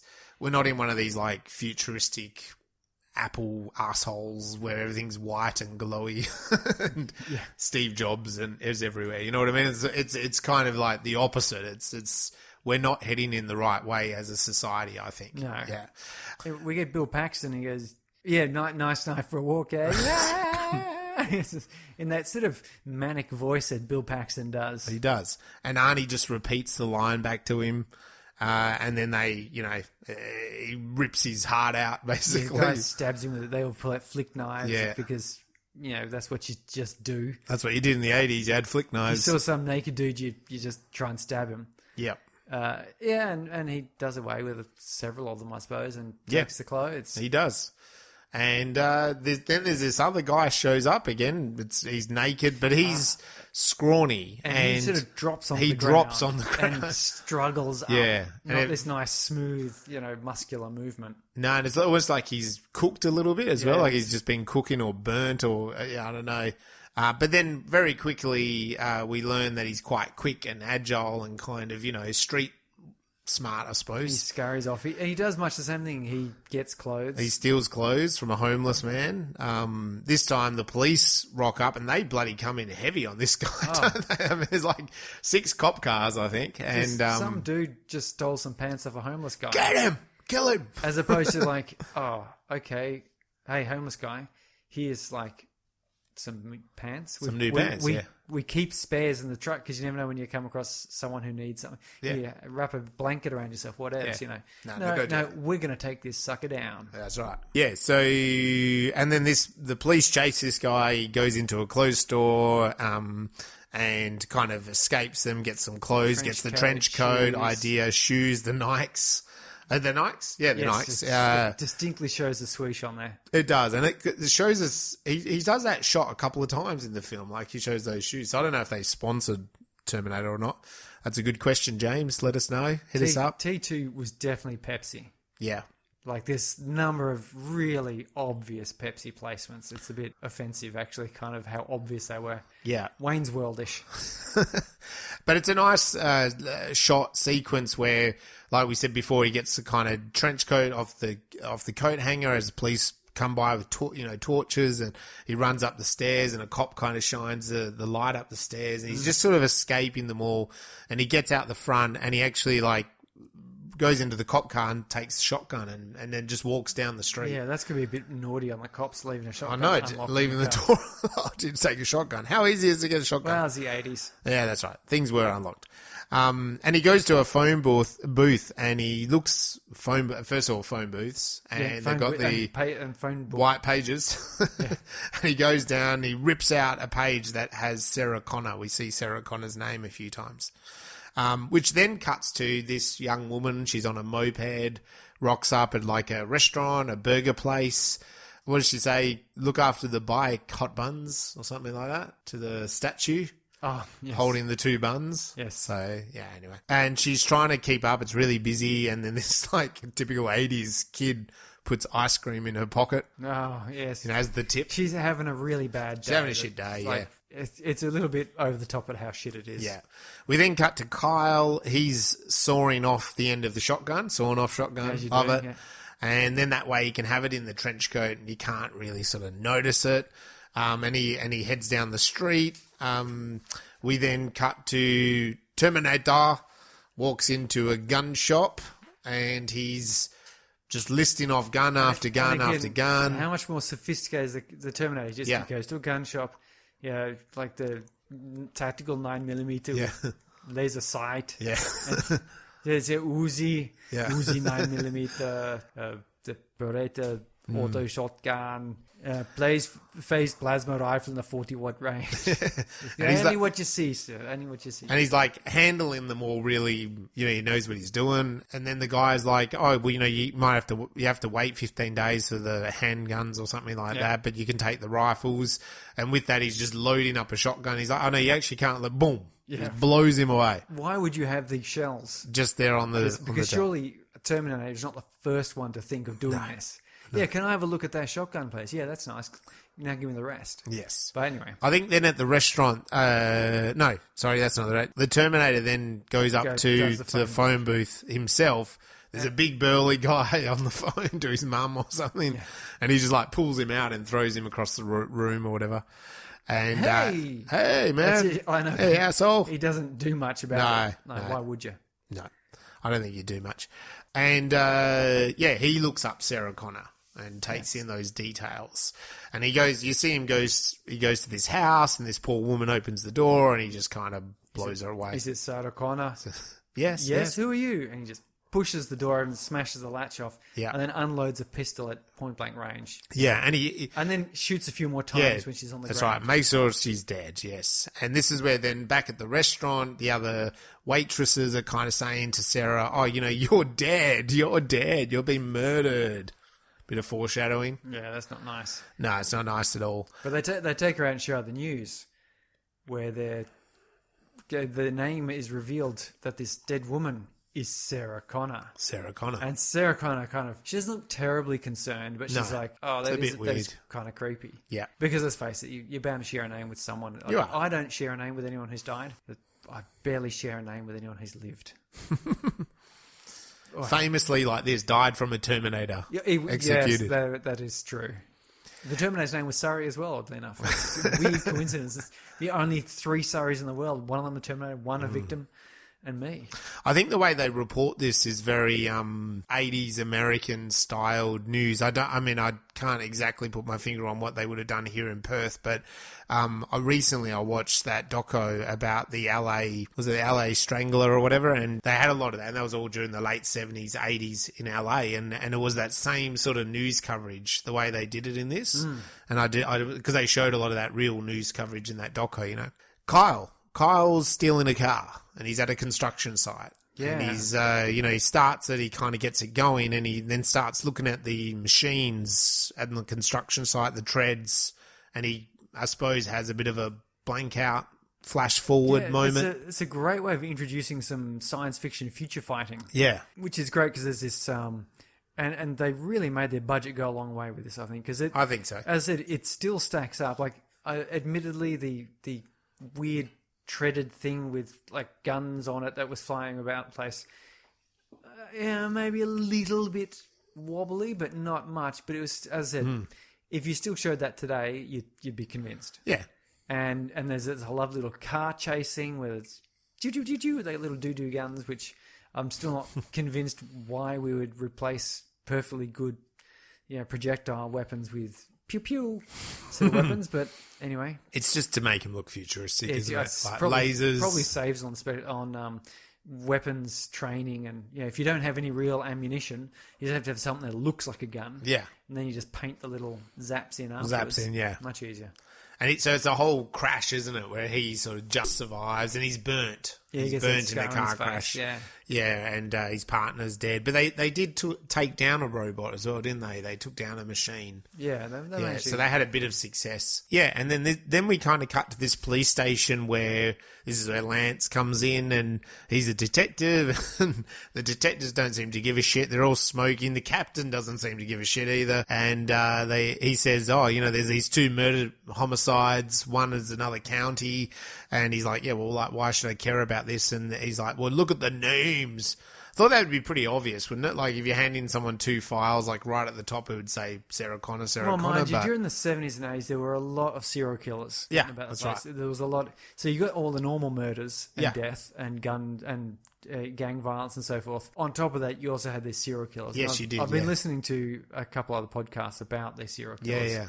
And it's some crazy ass stuff going on. That's what I said about that Night Stalker guy in LA. Like, and they sort of joke about it here, don't they? Because they say, oh, what will the press call this guy? The name, the phone booth killer or something like that, And it was like that in the Night Stalker. They talk about that they'd had these couple of serial killers in LA alone. And again, I think unlike here in Australia, their police system is probably very different now because of computers, but it was almost like someone could die in one county and then in other counties they didn't really know. Yeah, so in terms of serial killers, they didn't necessarily know. But by counties, you're kind of talking about like Mandurah and Perth. Like, it's not like these huge districts. Yeah, people would because they had totally separate police filing systems. Yeah, filing systems, and that's it. Different police who didn't coordinate or communicate. They didn't very well. Yeah. So you've got these people doing a spree of crimes, traveling across the country. Yeah. And often they would get quite a long way because it's just like, he robbed a bank and shot someone. Yeah. Oh, that's terrible. Yeah. And then but not realising he's done that. The next town along, it's happened again. Yeah. And the next town along, it's happened, and but they don't realise that if it's the they'd known, same they would have person. gone, well, let's see, he did it here today, and the next day he did it there, the next day he did it there. He's travelling on this road, in the next town there. Just go to that town there and just look for these people. Two guys, yeah. So anyway, it was there's been another victim that, we haven't seen, another Sarah Connor, so now there's two Sarah Connors. He's died off screen. Worst way to die. Yes. You don't even get shown. That's not funny, but it just only seemed funny. Anyway, and then Sarah and her friend Ginger. I thought it was Ginger. They're getting ready. Girls' night out, doing their hair up. Totally 80s. Teasing their hair. And for the some reason, we keep seeing this lizard. We do. They have a pet lizard. I'm not sure why this lizard was so important. But it was important. It was important to James Cameron. It appears in multiple scenes in this movie, which is quite crazy. Yeah, I guess it's... Yeah, I thought about that myself. It doesn't really do anything. Doesn't do anything, doesn't add tension, doesn't save the day. Was it one of the actors' pets? James, or was it in the apartment? Yeah, it just came with the apartment. They couldn't get rid of it. It's in the shot now, it's in the shot. Yeah. And the boyfriend calls and says to Sarah he's not coming over, he's not going out. So she just wants to go out on her own and leave Ginger and her boyfriend together. And we have this nice moment that she leaves and she kind of gives the impression like she kind of looks around like someone's watching her. Yeah, and we don't know really who's watching her. She's getting the creeps from the fact that this person's killed Sarah Connors. And so she goes out, and then the detective is saying, and I liked this because quite often, I think this goes back to your timing, is that sometimes in these sort of shows, I even watched something the other night and it felt like, well, you just get off the train. Like the bad guys are right there and they're arguing, and you're like, get off the bloody train. But here it was nice that the detective and captain, like the detective says, oh, I've rung her a couple of times. He's like, ring her again. And it's like, oh, that's good. Because quite often in these films and TV shows, you're like, oh, we haven't rung them. Or, in a horror film, it's you send a police car around to their house and check them out. In this case, the captain's like, ring her again, leave a message, ring it. Where else could she be? No one's picking. No, ring her again right now, Yeah. And, so it was good that was going on. Then they were debating what to say to the press and etc. And when we cut from the detectives ringing the phone, we see that they've been having sex, playing music, so they're kind of skipping the phone calls. They're listening to the Walkman. Yeah. My kids asked, what is that? What is it they've got? And first of all, there's headphones at the time. You don't see this style of headphones. No. Now it's either earbuds or full-on Princess Leia hairpieces. So you're exactly right, yeah. I'm glad you're educating them on that. Stuff from the 80s that will never be seen ever again. The white pages, did they also say what the hell with that? No, they've seen that in enough shows. They've seen that in other shows, okay. You don't really see that in shows now, but do you? Like, you just don't see white, because why? No, exactly. Phones with cords. Phones with cords, yeah. Which is one of the funny things about Napoleon Dynamite, where these phones with these massive long cords. Long cords, yeah. I don't know. Yeah, the Terminator rocks up, though, to the last Sarah Connor on the list, and he kicks his way in and... wakes up the boyfriend. Yeah, Ginger's gotten up and is making a sandwich, but she's still listening to music, so she can't hear. She can't hear anything. The boyfriend goes, oh, hey, what's going on? And sees the Terminator and attacks. He puts up a valiant struggle. He does, actually. He's not going to do much, really. Now, let's just pause there. I mean, they are not noise-cancelling headphones, are they? So she must have had that music up loud. That was the trend of the time. It was. To damage your hearing. If you weren't damaging your hearing, what good have was it? Have it so loud that they are noise-cancelling, as in you'll never hear anything ever again. And then she turns up and gets shot. And just gets blown. He just blows her. The little lizard, whatever the lizard's name was, turns up again as the Terminator scans it and goes to point his gun at it, but says, well, it's a lizard, I don't really care. It's not part of the mission parameter. And then the Terminator's like going, oh, it's a good job, well done. Well done. And the phone rings, beep, and it's Sarah Connor. Sarah. Hey, Ginger, this is Sarah. And the Terminator suddenly stops and looks very interested. And then she says, yeah, I'm some creepy dude's following me. I can't get through to the cops. I'm at Tech Noir on some street, she says. Yeah. Which is like, oh, man. You're just giving Why it do all away. people keep doing this? I know. Because she does it again. She calls her mum, tells her where she is. Oh, really? You didn't learn the last time? No. So anyway, the Terminator hears that and off he goes. And she's in Tech Noir because she's been followed by Kyle. And she finally manages to get in touch with the police. She does. They tell her, go somewhere popular with people. Because, that would stop most people from doing it. Yeah, and that's what they're thinking. But not Terminators. Yeah, and he says police will be there in a hot minute, I think he says. Hot minute. I'll have a dispatch there in a hot minute. Moist minute. Whatever that means. They're dunking their donuts. I did think that 5 minutes later when, after this next scene all happens, there's that one scrawny cop shows up. I mean, didn't you think this guy is about to blow her away and you send one little junior cop to pick her up? The thing is, though, and again, to be fair, if you look at your serial killers of the time, and in general, serial killers are not these brave... They're not Arnies. They're not these huge, big blokes. No. Murderers, they prey on vulnerable, weak people at moments of vulnerability where they're alone. And a number of times they've been, they think this little woman will be easy game. Yeah. And I was listening to the Weeping Voice Killer. Yeah. There's this dude who would call the cops and apologize and say, I've killed someone. And so he tried to, he pick up a prostitute and in the car, and the prostitute, of course, not being a complete idiot because she went, this guy doesn't, not so sure about this. Yeah. So she took a bottle with her. So when he started to get a bit, I'm going to kill you, sort of. I'm going to get killy with you. She smashed him in the face with a bottle, and then, of course, he didn't, like the Terminator, immediately pick her up and chuck her about the place. He got out of the car and cried and went running home and called for an ambulance. Like historically, serial killers are not brave, powerful people. No. They're usually the exact opposite. Cowardly and weak. Like, that's why they're serial killers. Yeah. Otherwise, they'd probably be movie actors. Yeah. TV executives, whatever.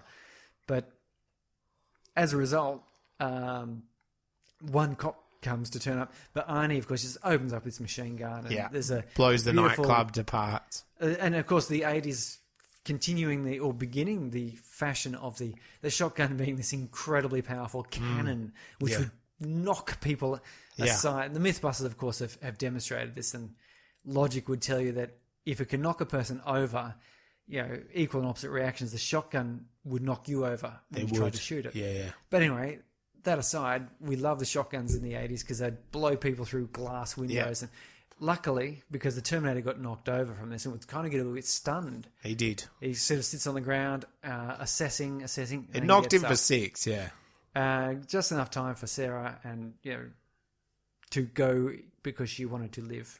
Well, come with me if you want to survive. That's Terminator 2. That's Terminator.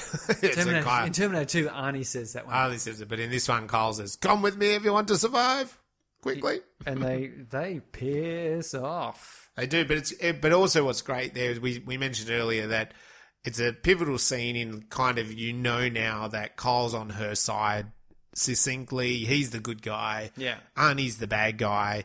And then also you've made the stakes go up a notch because he's blown him over with a shotgun. He falls over, but then he just gets back up. Yeah. So you're straight away then as an audience going, well, he's not man, he's something else. He's pretty powerful. Yeah, he's a very powerful person. And then right after that, they flee, they jump in the car, and Arnie runs out of the club and he just jumps on the front of the car. Yeah. And so and then this guy's fanging it. And this is where, I was mentioning earlier, the action in this film, it doesn't stop, does it? Like, all these action sequences are some of the best stuff. When I was a little boy, like, this film really ups the ante of action, I felt. And Arnie's on top of the car and he like starts smashing through that front window, even though they're fanging it down the road. And he actually even grabs her, right? Like, and he's pulling her towards him, trying to get her like through the window. And Kyle slams on the brakes and swerves the car so that he's like flung off the front, right? And again, even in that action, that's when the cop shows up. He's like, "Oh, it's been a hit and run," and Arnie then just gets up again. So again, you're thinking straight away, like, what I love about that is this is like the turning, coming into act 2 of the story. But it's like, the Terminator is a freaking beast that's not just going to go down. Like, and that's the thing I remember. I didn't think it so much this time, but you start thinking, I think, as an audience, you're like, what's actually going to take him down? What's it going to take? It's going to take a lot. Yeah. Direct blows. So we saw he got stabbed at the start, but it was just sort of in the shoulder, and you kind of go, okay, that's not terribly exciting. But here he's had a shotgun. He's been flung off a speeding car. Punched through a windscreen. And I just love that. Then he goes up to the cop and just like, boom, knocks him against the side of it and throws him across. It was so good. Like, it's you can imagine. I can understand James Cameron just going, Arnie's perfect. Like, I know. Could you imagine anyone else trying to play I know. So they give chase, and that's what I mean. Like, when you just have a second, now there's this great chase scene in the cars. They're firing, shotguns across, this highway. There's a police car giving chase, and the whole time, and this is what I mean by car chase. I've definitely seen modern films that don't do as good of car chases as this film does, because the whole time, not only is there, it feels like it's ramped up speed, like it feels like real speed is happening. So there's immediate action, if they did something wrong, he goes up onto the sidewalk, he's like taking out trees. Whenever there's a possible turn in the camera shots, they hit another car as well, like they sideswipe another car. I don't know how many cars they hit in this film. I didn't count it, but it's like they just are constantly damaging stuff in this film. And that I think when I think about me as a little boy, that's what I loved about it. It was just like constant destruction, this film. It was. It was a lovely smashing. And of course, it's all smash and grab, it's all practical effects too. So it is. It's real. There's a real cars being smashed, windscreens being broken. Yeah. It's not just a bit of CGI of broken windows. The gunshots are blanks, obviously, and squibs. And I think you do lose a little bit, because sometimes the computer-generated gunshots and blood splats, they can look a little bit flat. Yeah, you can. You definitely see it. In this film, it's all real, windscreens and car doors and side swipes being written off and all that. And here, Surrey, we get a Pope in the pool scene. I love it. What is a Pope in the pool scene? It's where we have to have a bucket load of exposition delivered to us in one go. So the explanation of the story of Kyle and the future. Yes. But why is it a Pope in the pool scene? What does that mean? It comes from Blake Schneider. His analogy is the Pope in the pool, as in you've got a big bunch of information to tell the audience. You need an interesting scene to kind of distract the audience whilst you deliver this material, like if you walked into a house and the Pope was in the pool. Yes, having a bit of a swim. Having a bit of a swim, you'd be like, that's weird. And at the same time, I can tell you my life story. Yeah, so you're sitting there talking to someone unrelated. Yeah. And the Pope's not actually in the scene. No, but he's swimming. Yes. Yeah. And so why is that? Why do I saw this? I'm like, oh my God, it's a Pope in the pool scene. It's perfect. Because Kyle is fanging it down the road. The Terminator is chasing them and shooting at them, and it's danger. And then this is when he's telling the exposition, and he's saying that he came back from the future. And she actually does a great thing, which she opens the car door, like she's going to jump out, and it's like, no, stay in, I'm here to save you. And he tells her that he's a cyborg and what a cyborg is, what we've been talking about. And on top of that, the police are now also giving chase. So it's like, it's all amping up, and we see that. And even the Terminator, impersonates the police. He says, there's a 411 or something. I'm giving chase and I'm in this direction. And so, and that's a great little starting, a bit of like stuff for the future, isn't it? That he can impersonate the voices, which is so cool. Like, it's such a cool effect of the Terminator. That's a really interesting science fiction becoming science fact because you now got these deep fakes. You do have the deep fakes, yeah. People's voices are being, faked so that you can merge someone else's voice into someone else's voice, and thus make it sound as if, someone's talking. There's been a number of very convincing versions of this being done. And even the manipulation of video and photos, right? Like of so you can imagine the Terminator here. He's got a learning chip in him. Yeah, he hears someone's speech mannerism. It goes through his processor, and then he's able to impersonate. Correct. Well enough. Certainly on a police radio, you're not going to know the difference. No, you won't. Anyway, I think they sort of escape him for a moment, and they fang into this car park, smashes into it, parks the car. They get out. The police and catch him. The police kind of start circling around them. And again, they break into another car, and this is where Kyle tells her more about the future. And he does that big line, that one that you were saying before, that he can't be reasoned with.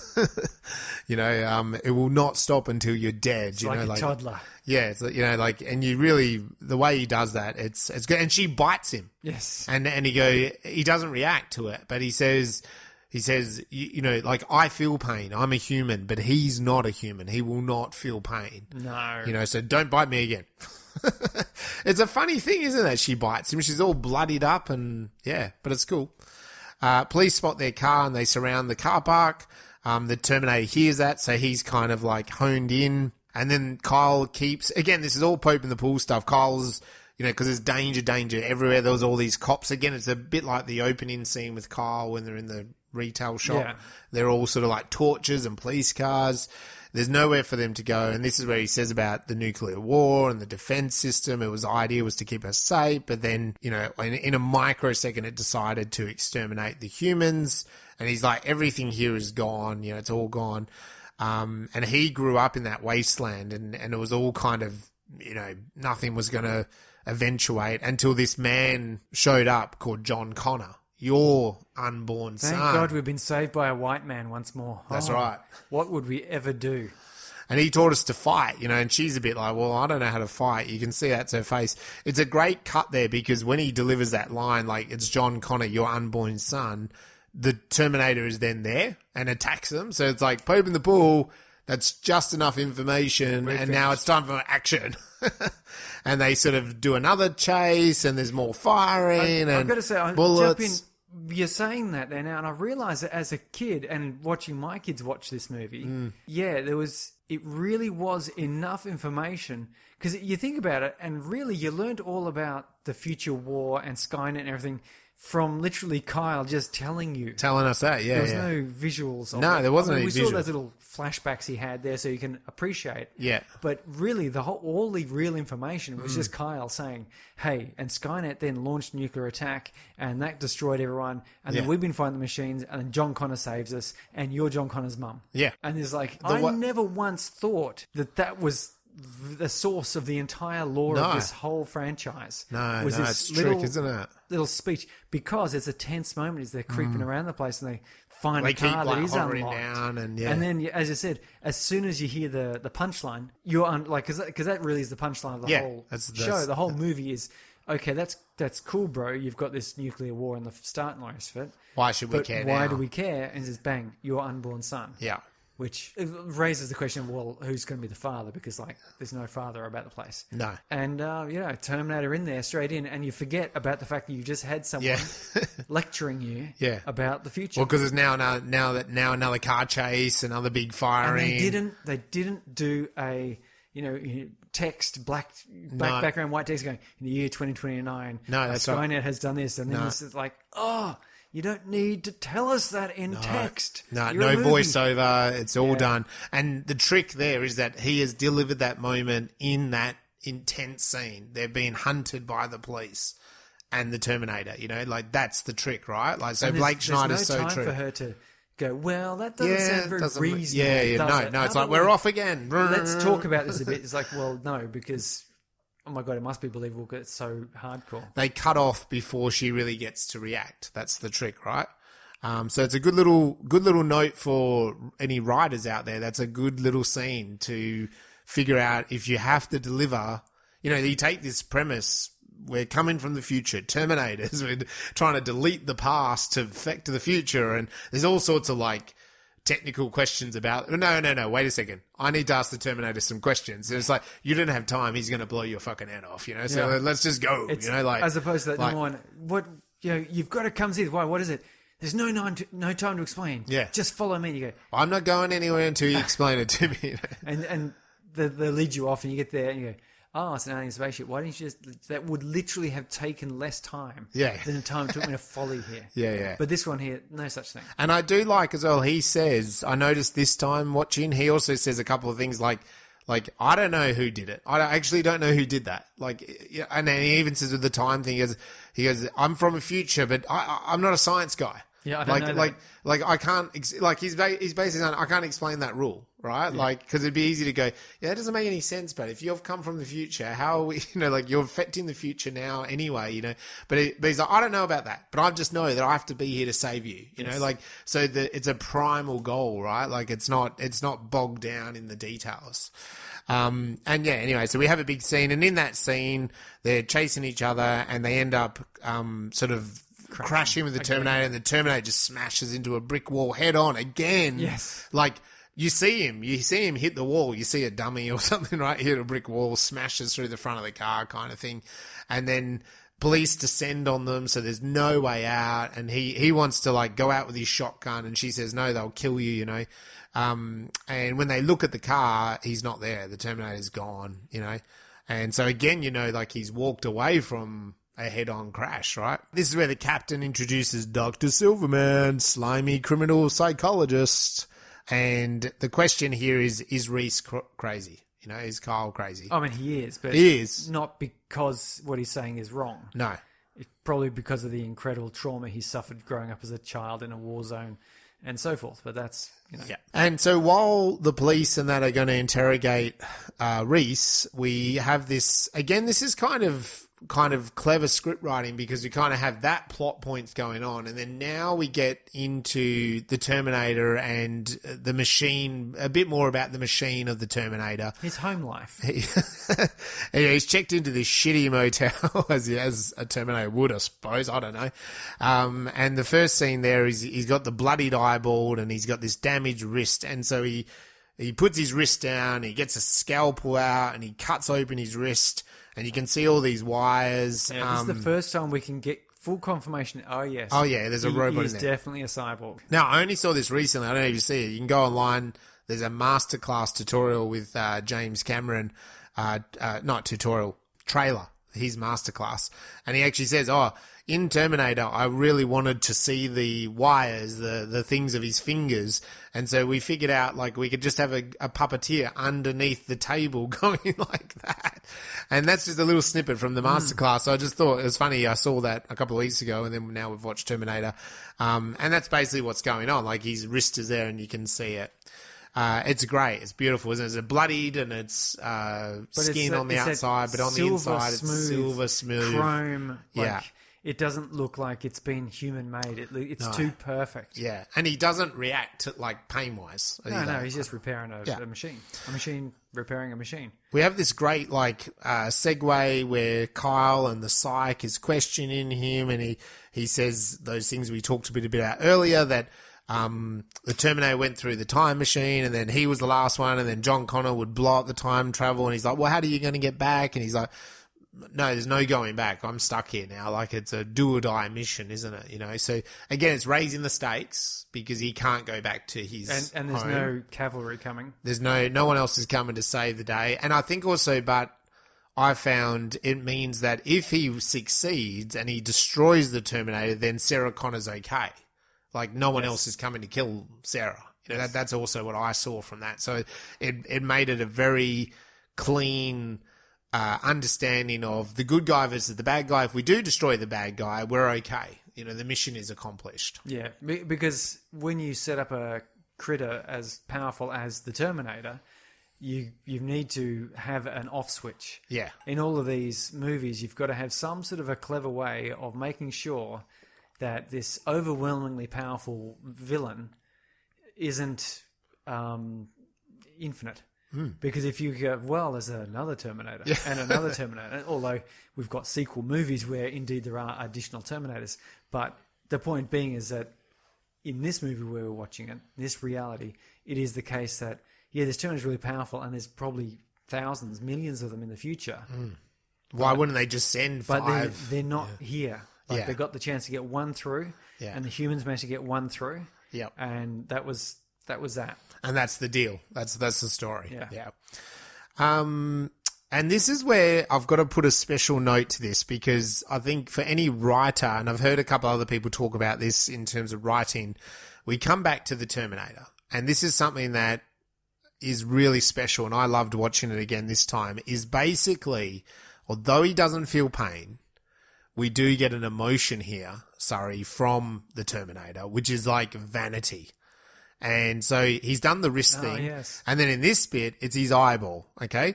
And so his eyeball, he is all damaged from the car crash, and he kind of pulls it, yanks it out, and it's quite bloody, and it's quite a disgusting scene. It's not really about vanity to start with. And he kind of pops it out, into the sink, and there's blood and guts. And this is where we see the red eye, right? So the red eye, the creepiness, the scariness, as you said, all evil robots have the red eye. And then we're beginning that. But what does he then do? He gets the shades. Well, he considers himself in the mirror for a moment. He does. He sort of stares at himself. He looks at his looks. He takes it all in. And then he gets the shades and puts on the shades. And again, then he considers himself, kind of smirks a little, and he also touches up his hair. Yes. Right? So up to this point, and all the rules we've been sort of shown about the Terminator is he's very robotic, very much on this mission. Nothing's going to stop him executing the people without even thinking.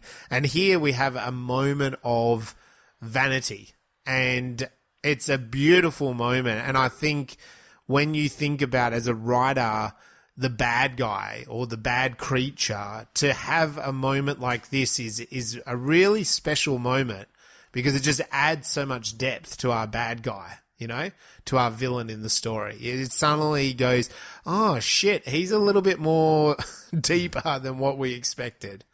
What do you think? Well, I mean, as you said, putting on the shades by themselves would just be, he's assessing as going, I'm not going to pass for human anymore. Yeah. Puts on the shades. Oh, yeah. Yeah. Okay, so he puts on the shades, fine. Yeah. That's disguise. Yep. But then, as you said, he kind of does that little bit of a look, touch. Yeah. Touches the hair. Like he's adjusting. Yeah. It's the adjusting bit. He doesn't just put it on and go, okay, that's good enough. Yeah. It's the adjustment. You're exactly right. No one's really going to question it. Yeah. So it's a great scene. Go have a look at that scene, especially if you want to be a writer. I think it's really powerful. Back at the station, the police station, Sarah and the cops, they watch Kyle. He does come across crazy. And he does say a great thing. They're watching him, a video recording of his conversation. And he actually says, the doctor says, I can't really do anything about this. He's like, well, why am I talking to you? Don't you understand this thing's not going to stop? I need to talk to the person because he's going to just stop. Person in charge. Interesting. That's Michael Biehn's own line. Yeah, right. Because he was in there the scene was to be interviewed there by the police. And he said, oh, look, Mike, Reese is smart enough to know that he's got a one-way mirror there. And he's also smart enough to know that they're kind of just, they're leading him down this path of you're crazy. And so he would addresses the camera and says, fucking, what's going on here? Yeah. Give me the boss. And the doctor says, well, yeah, he is loony. He really is. But it's Dr. Silverman. I really paid attention to him. He's kind of like, he doesn't care. He says in this moment, smug. he's so sleazy. And he also says, oh, I can make a career out of this guy. And it's so great. Like he's obsessed with diagnosing him, but not really sort of helping the situation, right? Yeah. He's so sort of smug as well about, this guy, listen to what he says. We're so much better than he is. And he even lets the video play, like the captain's the one that says, oh, you got to stop this. Because he starts saying he's going to kill her. He's going to kill her. And the captain says, look, have a rest. We've got your mum coming. She'll be down in an hour. Like, have a little rest. I've got 30 cops here. That's where he says, I've got, 30 cops here, so you'll be safe. Safe and sound. Yeah. You don't have to worry. Sarah does look a bit relieved by it, but I think she's still a bit uncertain. Yeah, and so as the Doctor leaves, Terminator comes in and he asks for Sarah Connor, and you got this great, like... Sarah Connor. Oh, no, look, mate, you'll have to get some, if you're a relative or whatever, you will need some ID. Yeah, she's been investigated. She's been questioned, so you just sit down... Probably a couple of hours, to sit down, and he does like a real survey of it all, doesn't he? Really obvious. Yeah. Like, looks at the structure. Yeah. He looks through the door. I'll be back. And then walks out. And then with the car. That's I remember cheering that as a kid because he's just, I'll be back. And then you go, okay, yeah, you're thinking he's just literally going to just go off and maybe get some guns or something. Yeah, yeah. No, smashes through the car.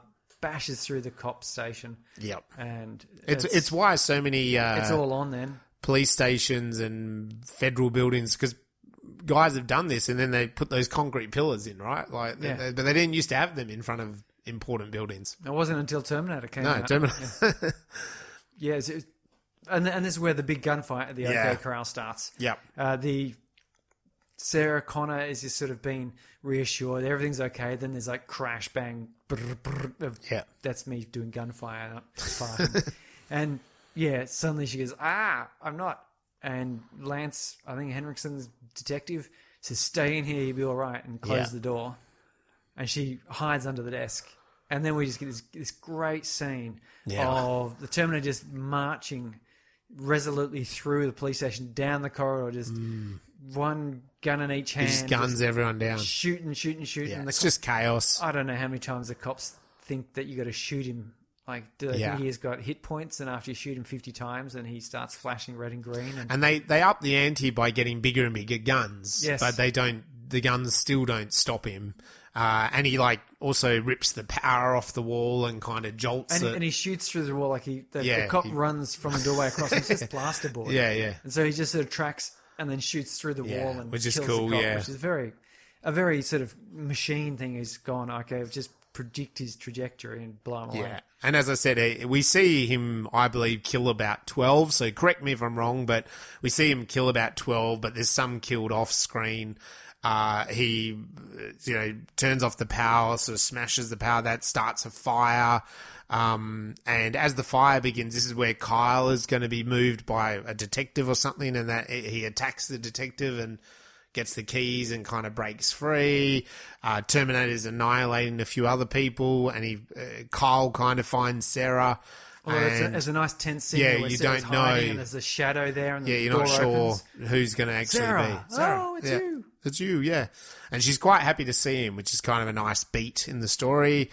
And they run, and just as they run, the Terminator kind of walks out. But this time he doesn't really chase them, does he? He kind of just does a methodic walk out of this destruction that he's caused. And he sees him, jump in the car and drive. Yeah. Like, it was a crappy little car. It was a crappy little car. And like probably like a Gremlin or a Mitsubishi Colt. I was going to say it's a little Mitsubishi Colt. I had a 1980 Colt that looked severely similar to that. Yeah. And he just kind of walks out of this destroyed police station on fire, and there's screams in the background, I think, sort of thing. So, and it's a nice cut because it cuts from that straight away. And this is maybe going back to what you said about James Cameron. It just cuts from that to the petrol gauge on empty. So they're not mucking around with the story. Reese and Sarah jump out. They just push the car into the woods to hide it, and they escape into this stormwater tunnel kind of thing. She asks him about... I hadn't noticed this before, but she says him about traveling through time, and he says it's like white light, it's painful, and he puts the analogy that it's actually maybe a bit like birth, which is like, being born. Yeah, it's interesting. He then reveals that actually in all that commotion he was shot. So she starts to do this kind of rough dressing on him, and she goes, I'm going to puke, so tell me a story. So he starts talking about her son, John, that everyone trusts him and that he would die for him. And in the future, they probably didn't really know what would have happened with humans if it wasn't for John. He also admits, like, no one really knows, or he doesn't know about John's father, but he died before the war. Yeah. Seriously, no, don't tell me about it. Yeah, don't tell me that. Don't tell me anything more, Spoiler warning. Which is true. Like, you should never really find that sort of information out. And then he also, like, passes on a weird message that he memorized from John about thanking her for the tough years before the war, that she was brave and that. And that's a nice moment that, I suppose it's another Pope in the Bull moment, but a bit more minor, that then she's like done the dressing. He's like, oh, you've done a really good emergency dressing. Yeah. And she's like, oh, it's my first time. So, because at the same time, she's kind of questioning, well, are you sure it's me? You know, like John Connor's like really my son, because I'm not that kind of person, you know, like, and we know her as a waitress, you know, and we don't know her as an action star, you know, or, you know, someone that's going to ice cream in her pocket. Yeah. You know, how can she sort of lead a revolt, or at least train her son to be the guy that leads a revolt against these sophisticated machines? And then we get a real great, again, vision of the future. And I love this, in this movie, these little flashes in the future to give us our science fiction sort of space fights, if you like. They're not space, obviously, but and we get an invasion or an infiltration of or by a Terminator into a bunker. Yeah, and we see a bit of bunker life, and it's a bit crap. of a poor man's Arnie, isn't he? Yeah, it's pretty crap in this bunker, you know, and the dogs are barking, and that's then the thing. As everyone comes into the bunker, they sniff the hand. Yeah, and this one guy comes in, dogs start barking, he throws off his jacket. He's got some enormous killer laser gun again, pew pew gun, yeah, like, and starts blasting, and soldiers are shooting back. Reese, I am your father. All the rest of it, all the rest of it is a great big shootout, and the Terminator, it's just one single Terminator with a gun. And he's just annihilating everyone. And he's just shooting everyone, and people shooting back, and they're just being ineffectual, which makes you wonder why they carry those guns. Yeah. Like, if your basic weapon does not kill the basic troop of the opponent, why do you carry the basic weapon? Yeah. What's the point? What would be the point? That's a very good point. Plenty of other machines that do get killed. Is the point it just slows them down so that you might be able to escape? Maybe these Terminators, they sort of indicate they're a new type. Yeah, that's true. So maybe the olders were more effective, yeah. Maybe Skynet went, okay, that's the sort of guns that you've got. Well, I will just make something that is immune to those guns. Yeah. That sort of makes a lot of sense. Because you're not developing guns as fast as I can develop Terminators. No. So, anyway, but it's a lovely scene that goes on. And lovely scene, yeah. The Kyle Reese, he gets up and wakes up from this. There is the moment, sorry, just there to say that the Terminator like turns in the dark and he's got the two red eyes. Oh, yes. It's really creepy. Yeah, it's very creepy. Sorry, I just wanted to say that he kind of like peers through the smoke and that, and you can just see the red eyes. Yeah. And okay, this is where we get the landlord bangs on the door. Yeah. So we flash over to what, again, we're getting a bit of home life of the Terminator. What does he do in his spare time? And and this time he's looking a bit manky. He's got the fly on his face, and his face is just looking a bit skanky, isn't it? Yeah, he's not putting sunglasses on hiding it this time. And the landlord gets and he gets the options come up, and he gets fuck you asshole. Yeah. And he took. We did see earlier he took the little address book from Sarah, and so that's what he's doing. He's scanning this address book. Yeah, trying to get some. Where would I reacquire her? Yeah. So, and he gets really, if you think about it, once they've gotten away from him and he's not in contact, if they were able to just keep driving south, surely they would just get away from him. Jump on a ship to Africa somewhere. Yeah, Australia. One Terminator. It's like a needle in a haystack. It is. And if they just keep low and don't turn up in the news or anything like that, what's this Terminator going to do? Just go from town to town to town scanning phone books for a Sarah Connor. Yeah. But she's not going to put her name in the phone book again. No. So the chances are that she could well die of old age before the Terminator caught up with her. Yeah. So he's got to catch her quickly. While he's got, if the trial goes cold, then it's conceivable that the Terminator could fail by accident because he's degenerating. Yeah. And once he becomes obviously a killing robot, like we could overwhelm him. Yeah. It could be done. Like the military, would be able to get a big enough gun. Yeah, to annihilate him, yeah. So he has a time limit, and so I didn't think this when I was first watching, but now as a much older, more mature person, I was sort of thinking, he's got moments now to try and catch up with her. Otherwise, he's screwed. He's lost his mission. And I did think that myself. Like, and obviously that's the point, I think, of the police are after Sarah and Reese as well, so that they're kind of like they're being hunted not only by him, but also the police. So they can't just kind of freely go anywhere, if you know what I mean. They can't just go hang out or just book in a or even like an airport. They couldn't just get on a plane to Africa or whatever, So, and I think also their resources are limited as well. So it's kind of, minimum wage in the States is quite appalling. Yeah. So if you're in the United States and you're not on minimum wage, have a little care for the poor old waitress who this Sarah Connor is. She's probably earning like $2 or $3 an hour. Yes. And then she gets tips, which might bring her up to $6 an hour or something. So she don't have much. Yeah, when I was 16, I was getting $12 an hour. Oh, and that's Australian dollars too. Yeah. So. So worth $3 American mum bucks. Yeah. Sarah and Reese, they do check into this tiki hotel. And he says he's going to go off to get supplies, and she hangs back, has a shower. She then speaks to her mum on the phone. And mum's pleading with her, like, tell me where you are, I'll come get you or I'll come help you or something like that.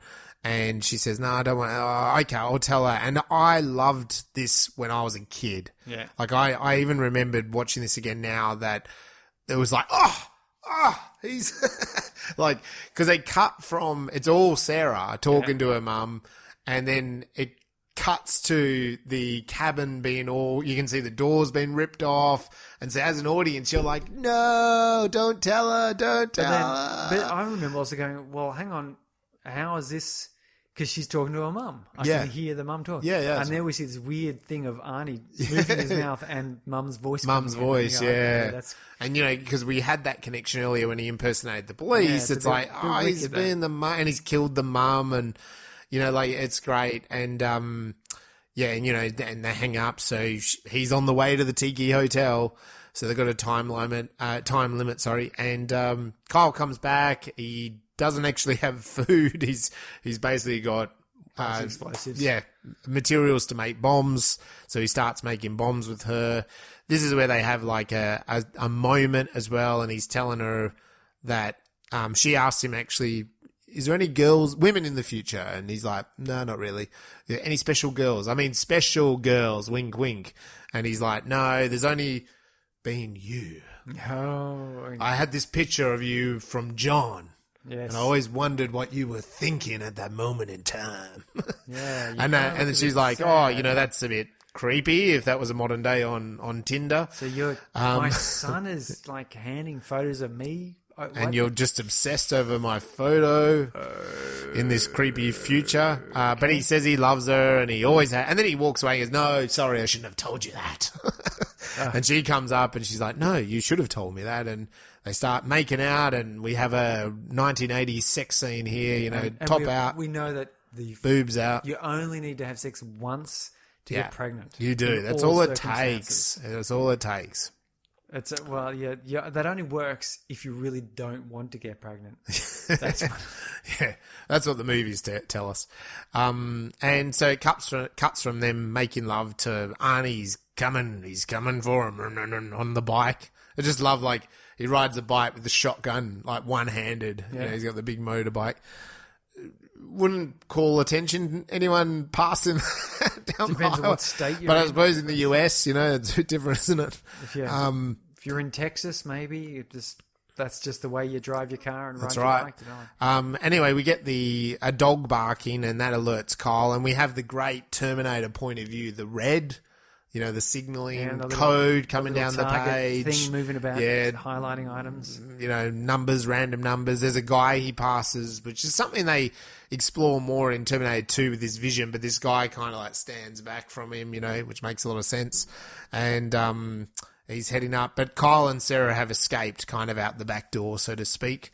And the Terminator gives chase, and we get this, like, again, we're back on a chase scene again. He's closing in on them. And this is where Kyle throws these homemade bombs. I actually thought, watching it this time, these homemade bombs were pretty crappy, sorry. A little bit weak. Yeah, they were just like little smoke bombs. The Terminator was literally driving through the explosion with no effect. I was surprised how crappy they were because I thought Kyle he had a lot of ingredients. I'm no scientist, but to me, I've seen people I've seen online and in a couple of docos, people make homemade bombs in the US. There's that anarchist cookbook book, and also, people have made bombs out of little material and actually they do a lot of damage. Bombs, so like, in order for it to explode, it has to rip its way out of that pipe, yeah. Which means you've got bits of that steel pipe flying everywhere. Yeah, which you'd imagine would take a bike out, right? Just knock a hole through a tyre or, puncture the... But anyway, not for the Terminator. No. And while Kyle is doing all this, he gets shot by the Terminator. So he's in a lot of pain. Sarah has to take control, and she does. She swerves the truck. As well, because up until now, Reese has been the one steering, like driving. But in this case now, of course, Reese is injured. Now he's sort of a liability to escaping. Yep. Because he can't run for it. And they do that. They swerve around, they crash and bang, and the fuel tanker slams on its brakes, which is, handy. Yeah. And runs over the Terminator. There's runs a great over the Terminator. boom, boom, boom. Yeah, and he gets dragged along a little bit. And, Sarah runs off, and then the truck comes chasing, which is sort of like that Metallica video clip. Mm. And then Kyle manages to pop a pipe bomb in the truck. Into the truck, yeah. Which is great, because I remember as a kid going, oh, this must be the finale. This is it. Yeah. And kaboom, it explodes. It's a good old fuel tanker, so... Fire everywhere, and she helps Kyle up, and they're like... And she says, will that have stopped it? Yeah. And he says, I don't know. Well, you see actually, sorry, just before you get to that, you see the Terminator fall out of the driver's seat. He stumbles out and he falls down. And there's a great, I think modern film, they would have done it very different, but you're sort of in the flames, you see a head crumbling over. And it actually, she's like, is it still alive? And it does crumble kind of to the side, signifying it's dead. Yes. And you're like, oh, yeah, he's dead. This big creature is burned, and it's obviously been a hot enough flame. It just takes a fuel tanker exploding to get nice. Yeah, so great, and then you're right, out of the shadows, Kyle stumbles out of the shadows, and they kind of embrace, and he's hurt really badly in that way. And we got it. Yeah, that's good. And that's where then behind them, out of the rubble of the truck, this metal robot stands up. Yeah, something goes crunch. Yeah, gets knocked over like a door or something. Yeah. And then out of the flames comes this silvered skeleton thing, lurching out. And it just starts dragging itself. That's what I was saying before. It starts limping Reese to it. is doing the same thing. Yeah, they're both limping. And they get themselves into that factory. And it's a robotic factory. I never really sort of took that in. He gets in there and he turns on. There's actually a computer screen that says robotic factory. Oh, okay. Cool. Literally. And then they're all bits of machine. Again, it's that kind of homage of here's robots in the 80s, right? And then Terminator's a robot in 40 years from now. So it's the evolution. Irony that they're going to escape from the robot in the robots. Yeah.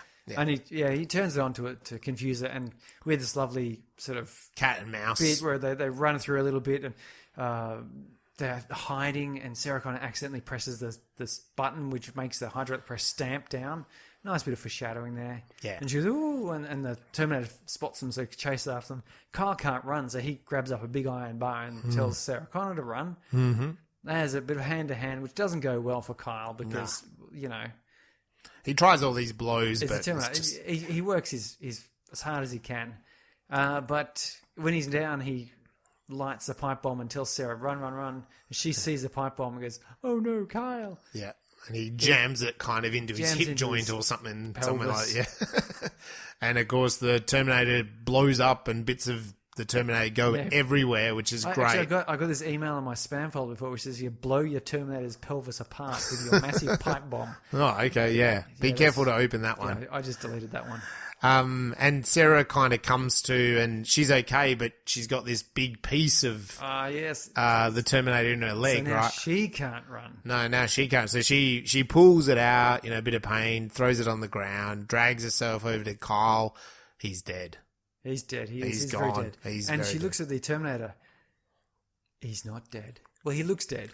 He's dead, but then he comes alive. The top half comes alive. The red eyes. Red light turns on, and he suddenly starts... And he just starts crawling towards He's only got one working hand at this stage, and he's like dragging... I remember as a kid, this was that kind of so awesome. Like he's absolutely not stopping. He's only got one arm, and he's still dragging. There's like the Black Knight out of Monty Python's Holy Grail. You know, I'll kick you to death. I'll kick you to death. What are you, afraid of me? Yeah. And it's he's got one hand, and this Terminator will do whatever he can. Keep going until he has run out of all resources. Yes. He still has one hand. He can still go for it. And isn't it like, it's a great narrative device? Because as you said, when the fuel truck explosion happened, you thought he was dead. Yes. And he comes back. And then Kyle's blowing him up. And now he's coming back again. You know, like, it's like, he just can't be stopped, like, no matter what. So it's great, like...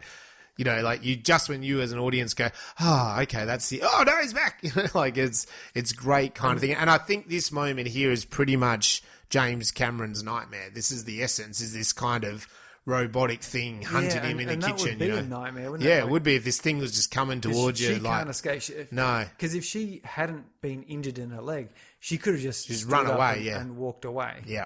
Yeah, this Terminator really is quite a pathetic creature at this point. She could have just... Well, I don't know. I mean, you could run away and the next thing you know, it'd be like still creeping down the corridor. She could walk off. She could take her time and find like, like somewhere safer. A big pole and stick him into the ground and then come back with a hammer and start smashing or a welding machine. But because she's injured, so she crawls through the factory. They go on a conveyor belt. It's nice kind of symbolism here because they're literally climbing over robots, I reckon. Yes. Like, that's how I saw it. It's all... Like, conveyors, a mirror of the start where the machines are crunching over human That's right. skeletons. Here's the human crunching over a robot skeleton, if you like. And she comes off a conveyor and she crawls into that squishy thing. And she can barely she can only kind of get through it, and Terminator's right on her heels, and she slides, and they're sliding in, and he's again dragging himself. So he's only about a foot behind her, but he's just relentless, and she's in pain, and she gets to the other side, and just as she gets to the other side, he's about to grab her, and she slams and locks the machine.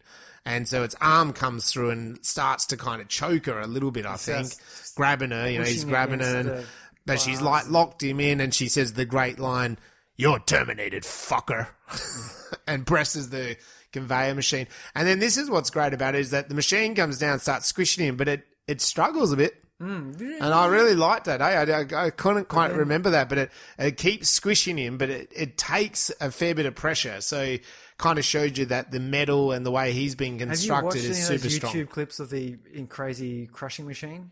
No. He's got a 100-ton hydraulic press. Yeah. And he just crushes stuff. And films it. Like, it's really interesting. Again, watching this with my kids, it crushed down and got the lightning and his eye finally dimmed, and she was sitting there and the hand is like poised just near her head.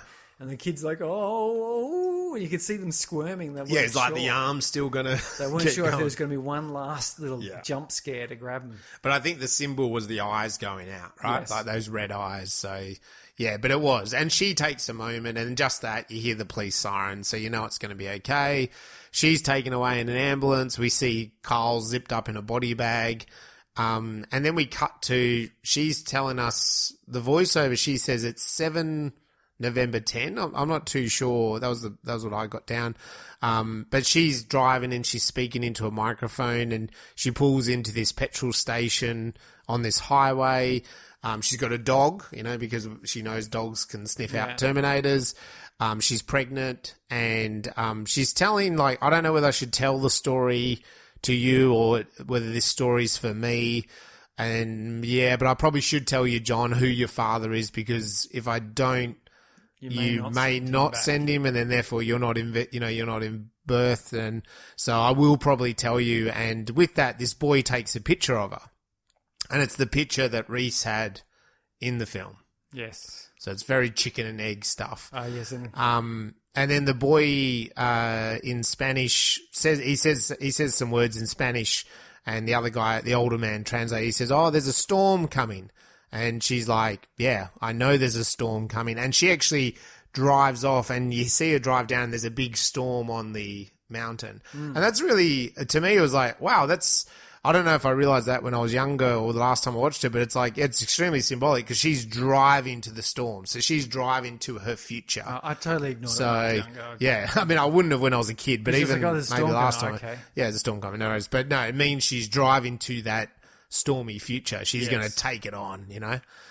So yeah, and that is the end. Roll credits, Surrey. The end. The end.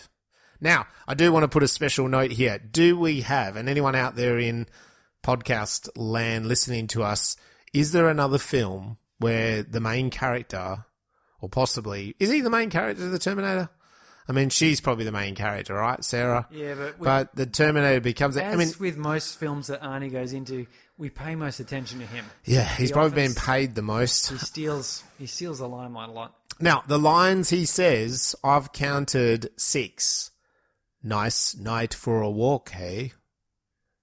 Wash-in day tomorrow. Those 2 lines are in the first moments with the punks. Clothes, give them to me now. No, all 3 of them. 3 lines there. And then his classic, I'll be back. Go fuck yourself. Go fuck yourself to land, and then to the truck driver, get out. I mean... Well, he does list the gun names. And he does Sarah do the Connor. gunner. Yeah, yeah. So that's it. So the gun names... Sorry, yeah, the gun names. I forgot to write that down. Yeah, the gun names. Yeah, so that's 7 maybe lines, maybe 8 lines. I seem to think the number of lines was 9 in this. I was watching an interview with Michael Did forget Biehn. about the gun lines, yeah. His interview with Michael Biehn, who was saying that, yeah, the thing that finally drove him over the line was his agent convincing him that, yeah, he'll definitely be the hero of this. He's the hero. He's the romantic interest. He's going to be the You're the star. lead. You're the lead, yeah. Yeah, so he goes, oh, cool. I mean, the other guy's only got 9 lines. yeah. And he says it with a joke because Michael Biehn, if you don't know him or recognize him, he's been in a number of quite big movies, but usually with much bigger stars who outdo him. So in Aliens, Sigourney Weaver's there. Of course, yeah. And he's got nothing but good things to say about Sigourney Weaver as an actor. But yeah, she again dominates that. Dominates it, yeah. And then he's in The Rock with Sean Connery and Nicolas Cage. Yeah. He's great in that. Again, you know, we got again, Nicolas Cage. Nick Cage and Sean Connery, who are just sort of characters themselves. So, but it is an interesting... This film, narrative-wise, the reason why I'm saying about the Arnie lines is it's interesting you have such a key character to have, okay, all right, I wrote down 6 there, but you're right, the gun moment, and he does, so that's like 8. You're saying maybe 9. Correct us, get online, tell us we're right, we're wrong. I mean, it's such a short amount of lines. You have... At the same time, that character has a moment in the film where it's like vanity, even though he's a robot. As a villain, he's also like this indestructible machine that doesn't stop. Arnie is kind of like the perfect kind of creature for that actor. Like it's the Pope in the pool stuff is done so well. Yeah. I also thought on watching it this time, you don't really, the film just starts. Like, you know what I mean? Like it starts with that weird future really quickly. You're right. There's no LA 2029, the robots took over, Skynet took it. You know what I mean? Like there's none of that. It's just 2029, bang, bang, bang. And then we cut back to this garbage truck and this naked Arnie. Yeah. And then Arnie does his thing. And then this other naked man comes along and does his thing. And it's car chase and police scenes. And then they're fighting over Sarah. And then they're, you know, like, it doesn't stop, does it? The film from start to finish. It's a roller coaster of action. Yeah. And I thought that's really great, as well as a narrative that we come in and we're just in the action. Like there's no waiting for that inciting incident, really. It's just starting. It just happens, doesn't it? You know, it's there. The inciting incident is Sarah Connor, because I took note this time when it was. She comes in at 11 minutes. So it's like, that's the inciting incident. It's like they're after Sarah Connor and here's Sarah Connor.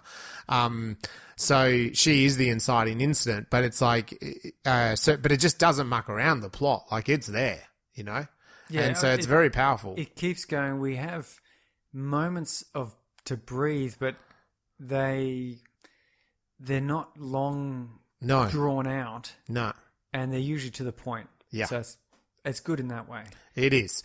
All right, so this one goes on to our classic ladder, Surrey. So where are you bringing in Terminator on your classic ladder? I've still got these in just alphabetical order because But we're at to 12 now. Here we are, episode 60. I'm going to have to start VJing them, MJing them? Movie jockey, is that a thing? I think so. Why not? I'm going to have to sort of come up with like a playlist. Yeah. Of, okay, if you can only... If you're locked in a room and the only entertainment you can have is these classic movies... Yeah. What would be an order that would give you Correct. The best exposure, the best entertainment, the best insight? Yeah. And that's what I'm going to have to come up with. So I've still just got like, the Terminator comes after the Matrix in my alphabetic list. But there's enough variety there now. We've got some comedy, we've got some horror, we've got some sort of action and philosophical, and we even got Metropolis from 1927. Yep. I'm gonna have to put together a playlist. So maybe next time I'll have my playlist sorted out. Yeah. So I can say, look, if you can only watch some classics, watch these ones and watch in this order. Yes. And that's what we're trying to do with our ladders, and I've been trying to do it. But I will say this, right? So I sat down today and I put Terminator in actually second on my ladder, as in, like, you would watch these 12 films, it would come in as number 11. But then I've looked at my list, and when I've done that, and I'm like, it doesn't really make sense now. It's almost like this film, Terminator, I don't really know where to put it on my ladder. It would make sense to put it near Demolition Man, for example. Yeah. Demolition Man's got that future where it's all very human and clean and beautiful. It does, but I really did struggle because I kind of thought, well, it's not extremely deep, the Terminator, but then it's extremely enjoyable. And by deep, I mean, like, the philosophy, if you go back to 2001 or The Matrix, or even Fifth Element and stuff, I'm like, those films have a lot more complexity to their narrative. So maybe Terminator kind of drops down. But then I'm like, when I think about all that stuff I was just talking about, that the narrative doesn't stop and it's action-packed. And then when you look at the Terminator, like, he's just an incredible character that you can learn so much from being a writer. Well, then it deserves to kind of come up further.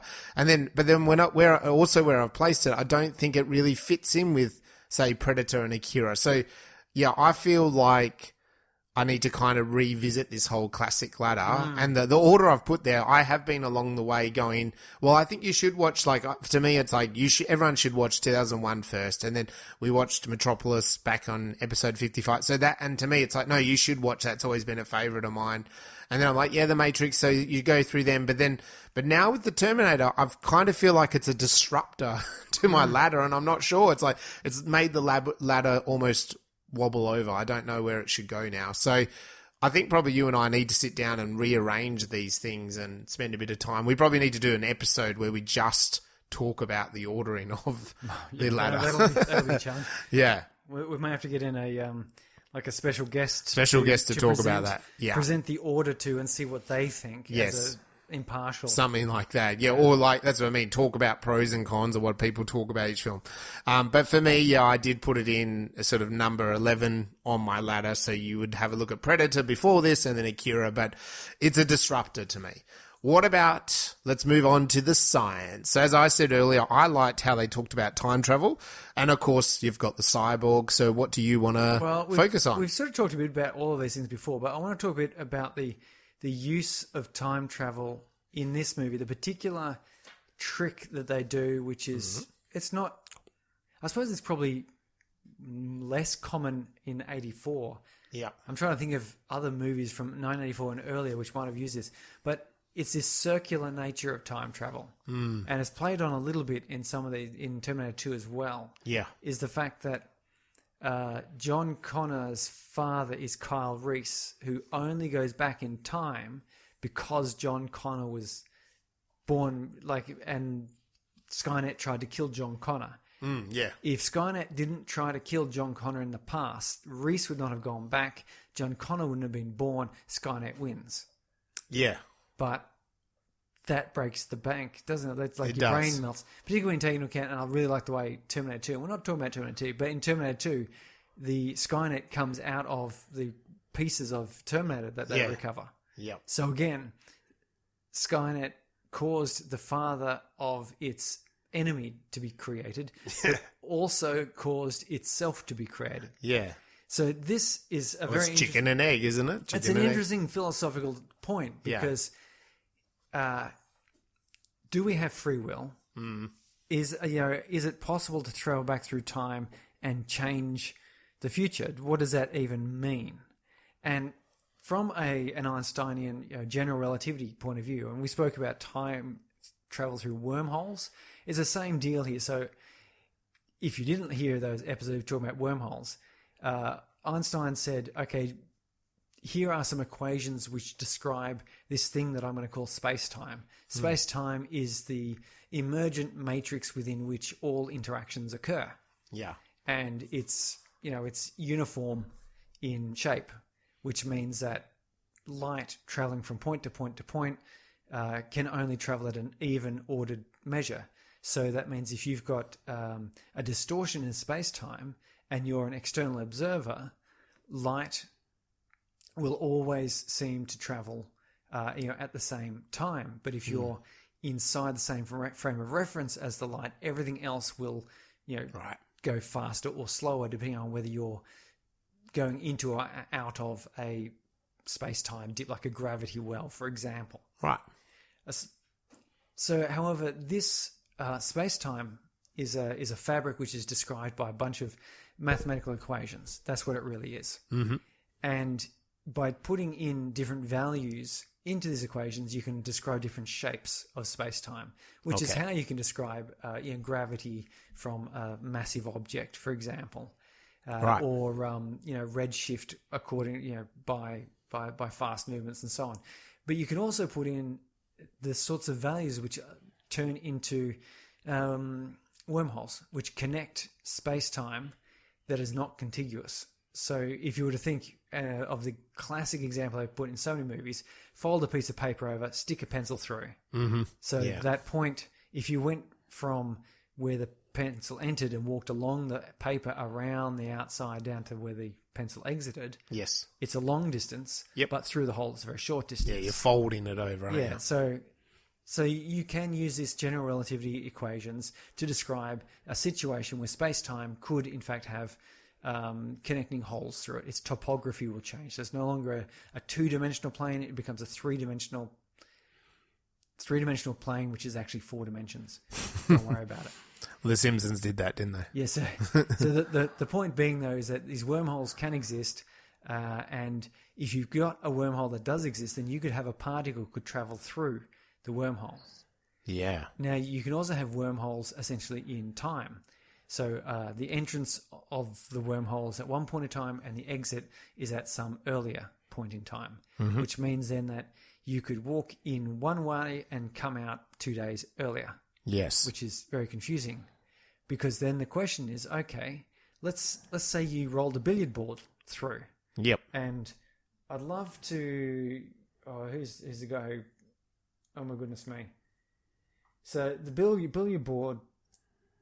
it was a paper in 1990 with Kip Thorne, Mike Morris, and Ulvi Urtesova.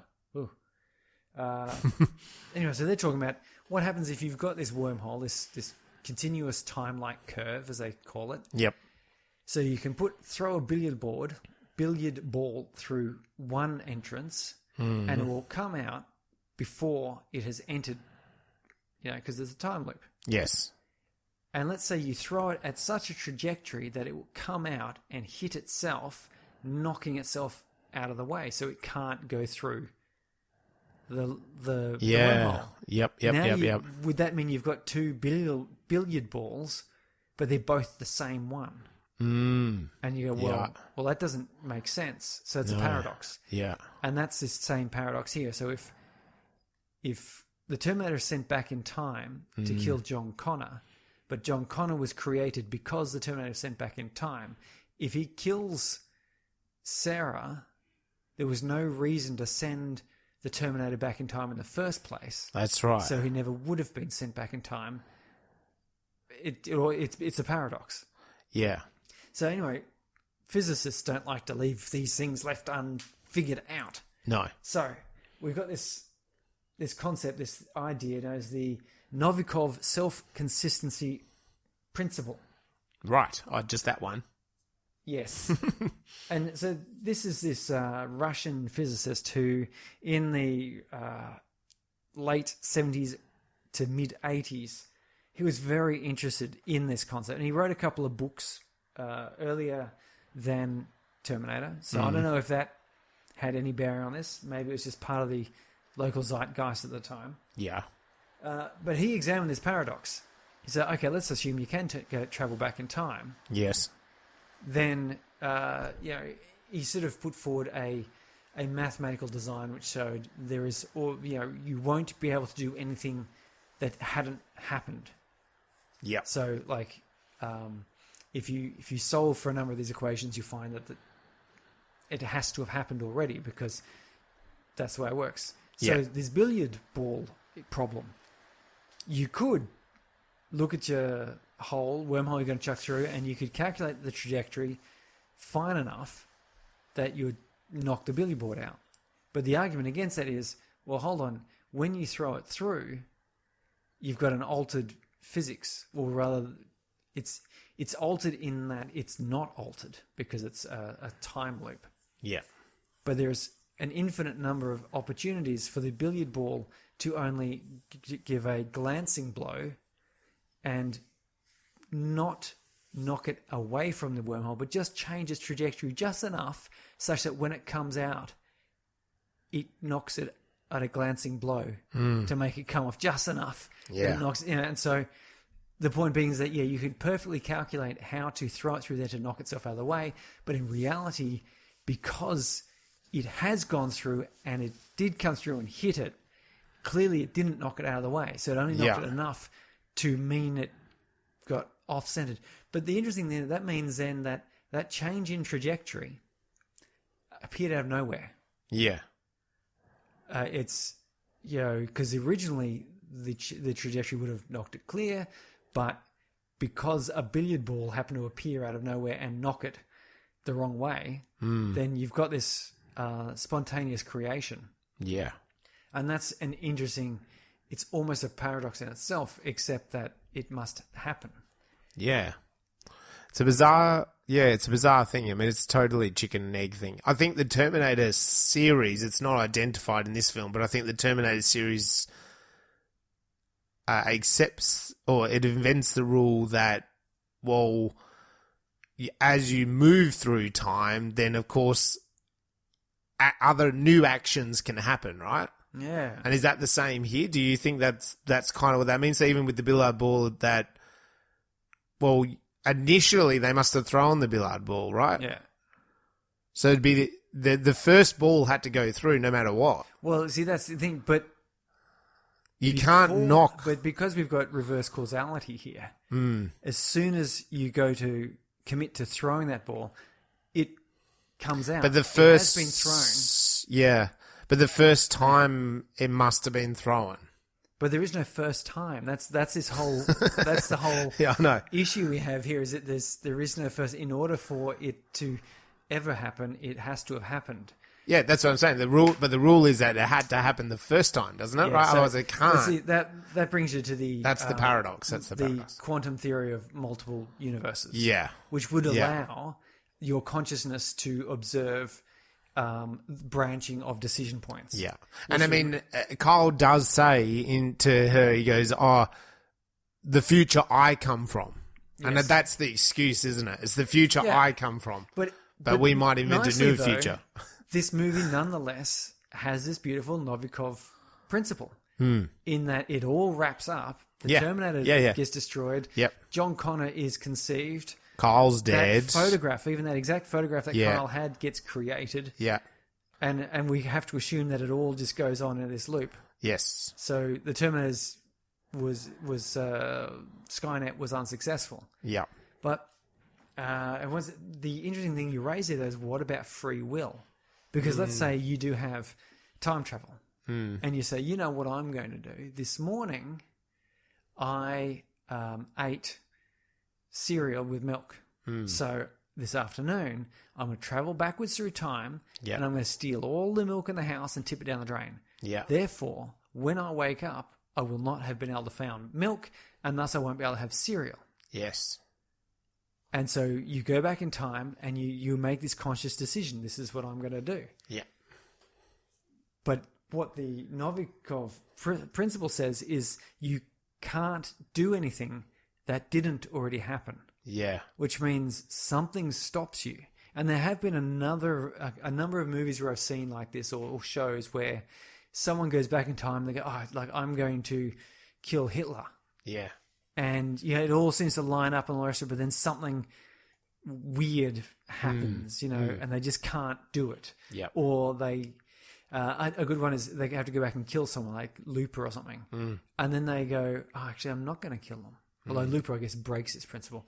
But, so you go back, I'm going to steal all the milk. Yeah. But maybe you go back and you're most of the way through stealing like the spare milk you've got in the back fridge, and then you're about to go and get the main milk in the front fridge, and your wife wakes up and comes in and you go, oh, I can't be seen with all this milk because she'll probably take it off me. So you run off, but then it's too late. You've gotten up and you've gotten the milk out and you've had your cereal. You still had some sort of milk. And then but of course you go back to your normal time with all this milk from the back fridge and you go check out the back fridge and, oh, it's empty as well. My wife was complaining about that earlier today that we don't have any milk. Yeah. And I'm like, of course we did. I had milk for cereal.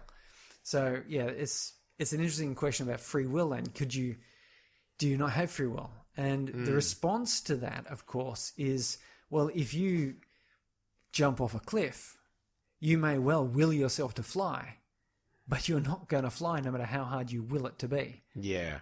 And it's a part of physics, which is to say that, again, if you have had your breakfast with milk, then that has happened to you in your timeline. You can't undo that. Yes. So something must happen to stop you from being able to undo that, even if you try. Well, because isn't that like Back to the Future, really, that he goes back and then Marty goes back, and then when he's then interfered, the free will is that then his mum is no longer interested in his dad. Marty's mum is now interested in him, which then means he starts vanishing, because if his parents don't get together, well, then he's not born. Yeah, that's a take on the grandfather paradox. Which is this thing. Yeah, but that's the free will of then the mum not wanting the dad anymore now, right? Yes. Like he's interfered with something. So with your milk analogy, it could be the same, that you'd have to go back and convince your earlier self not to drink the milk. Yes. You can't just remove the milk. Yeah, don't take the milk. Because I wanted milk. I had milk. Oh, is this one of those experiments I'm trying? Oh. But so the question is, if you went back and you did grab all the milk and you didn't wake anyone up, and then you come back to the future, are you suddenly like, oh, I'm really hungry because I never had milk? I think what you must have proven at that point is the multi-timeline, the multi-universe interpretation of quantum because physics. Surely you had breakfast, because otherwise then you'd be really hungry, right? Yeah. And at what point, how does that food exit your stomach? Yes. That you actually ate 6 hours earlier. I've always preferred the time travel interpretation of you're not traveling back through time so much as you're still traveling forward in your time. Yeah, you to a different universe, which is identical in all ways except for the fact that you have traveled back in time. Yeah. So in the new timeline you're in, you are consistent with everything, which means, you could kill your grandparents and never be born because your personal future, like Doctor Who does this. Yeah. Your personal future is still a forward-moving timeline. Yeah. It's just cutting across multiple universes, which appear to have different timelines. Although really, it would you could imagine it as a whole bunch of lines all parallel, shifted, so that your present is actually the equivalent past if it lines up across. So you're never really traveling backwards through time. You're traveling through space. Yeah, I mean, like, was John Connor born but then that would be a different dad, wouldn't it? At some point, did Skynet... At some point, was there a rebel uprising? Because the rebel uprising existed without John Connor. Yes. There was some sort of rebellion.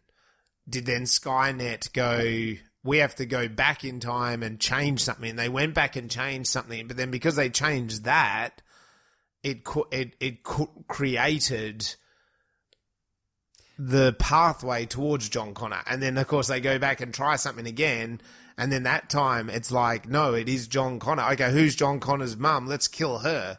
Do you know what I mean? Well, I've read an interesting... Like, it'd be like Hitler. Like, we could go back and kill Hitler, and we kill Hitler, and then you come back, and then it's like, oh, it still happened. Yes. You're like, why did it still happen? Because I've seen another show that sort of did a similar thing to this, and they're like, oh, well, it wasn't just Hitler. It was like all of these men, and, like, it was a cohort of, a energy of existence and philosophy at a certain moment in time. Hitler wasn't... You killed Hitler, but it still went forward. Yes, it was someone else took up that same banner. Someone just takes up the banner, so it doesn't actually matter. I read an interesting take where someone said the Terminator movie, the first one, is actually the third timeline occurrence. So the first one would go ahead and, the humans uprose and so forth and caused problems. They sent a Terminator back. And the Terminator was, partially successful, but that resulted in John Connor being born. Yeah. I think you were sort of heading in this way. That's what I mean, yeah. And then, of course, that comes to the third timeline, which is the movie we watch. Yeah. Where now those two come back, and that's kind of sealed the time loop, which is to say, okay, now we've got a consistent situation where Terminator failed, John Connor is born, the future that was timeline number 2 happens. Yeah. Although John Connor has a different father. Yeah. In the second timeline compared to the third timeline. Yeah. But let's call it the nominal John Connor. Yeah. And that's what I mean. Like, John Connor will always appear, but it just will be a different John Connor. Hang on, we're going back to the Matrix. Yeah. How many Neos had there been? Yeah, that's right. Like, over time, the one always appears. Like, it's a glitch in the Matrix that the algorithm which runs the Matrix means that however often a Neo appears. Yeah. And so the architect has sort of figured out this way of allowing that to exit the Matrix and then come back in again and reseed. Yes. Yeah. So, that is that analogy. If you take, like what I said, humans being rats or cockroaches, like eventually some sort of rebellion will just happen. Like, we can't help but have some sort of rebellion against the system. Like, we will rebel against the system. You can't keep us down. And that's John Connor.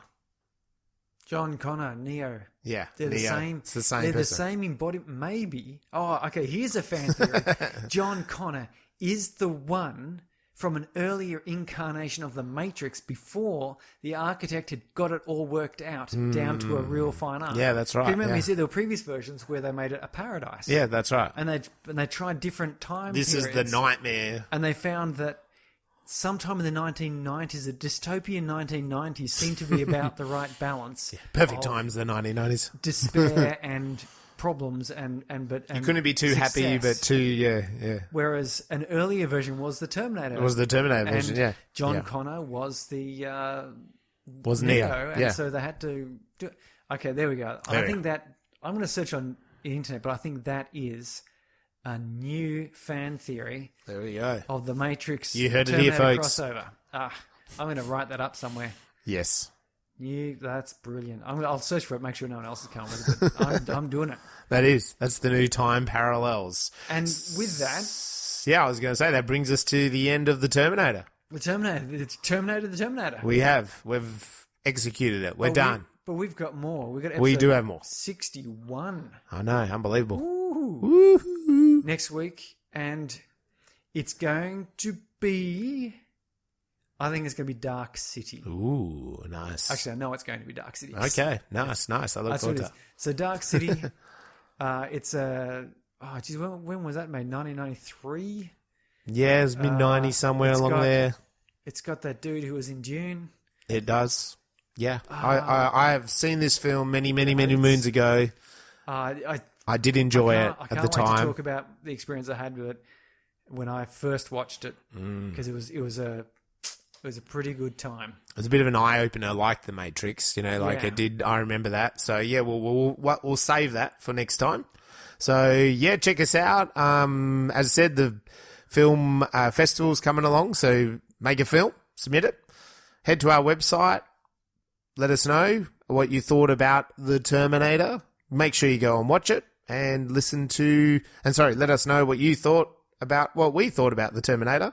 Hit us up on all the socials, Twitter, Instagram, Facebook, TikTok, all the places that you can find people online, and let us know what you thought. Bye. Until next time, bye-bye. See ya.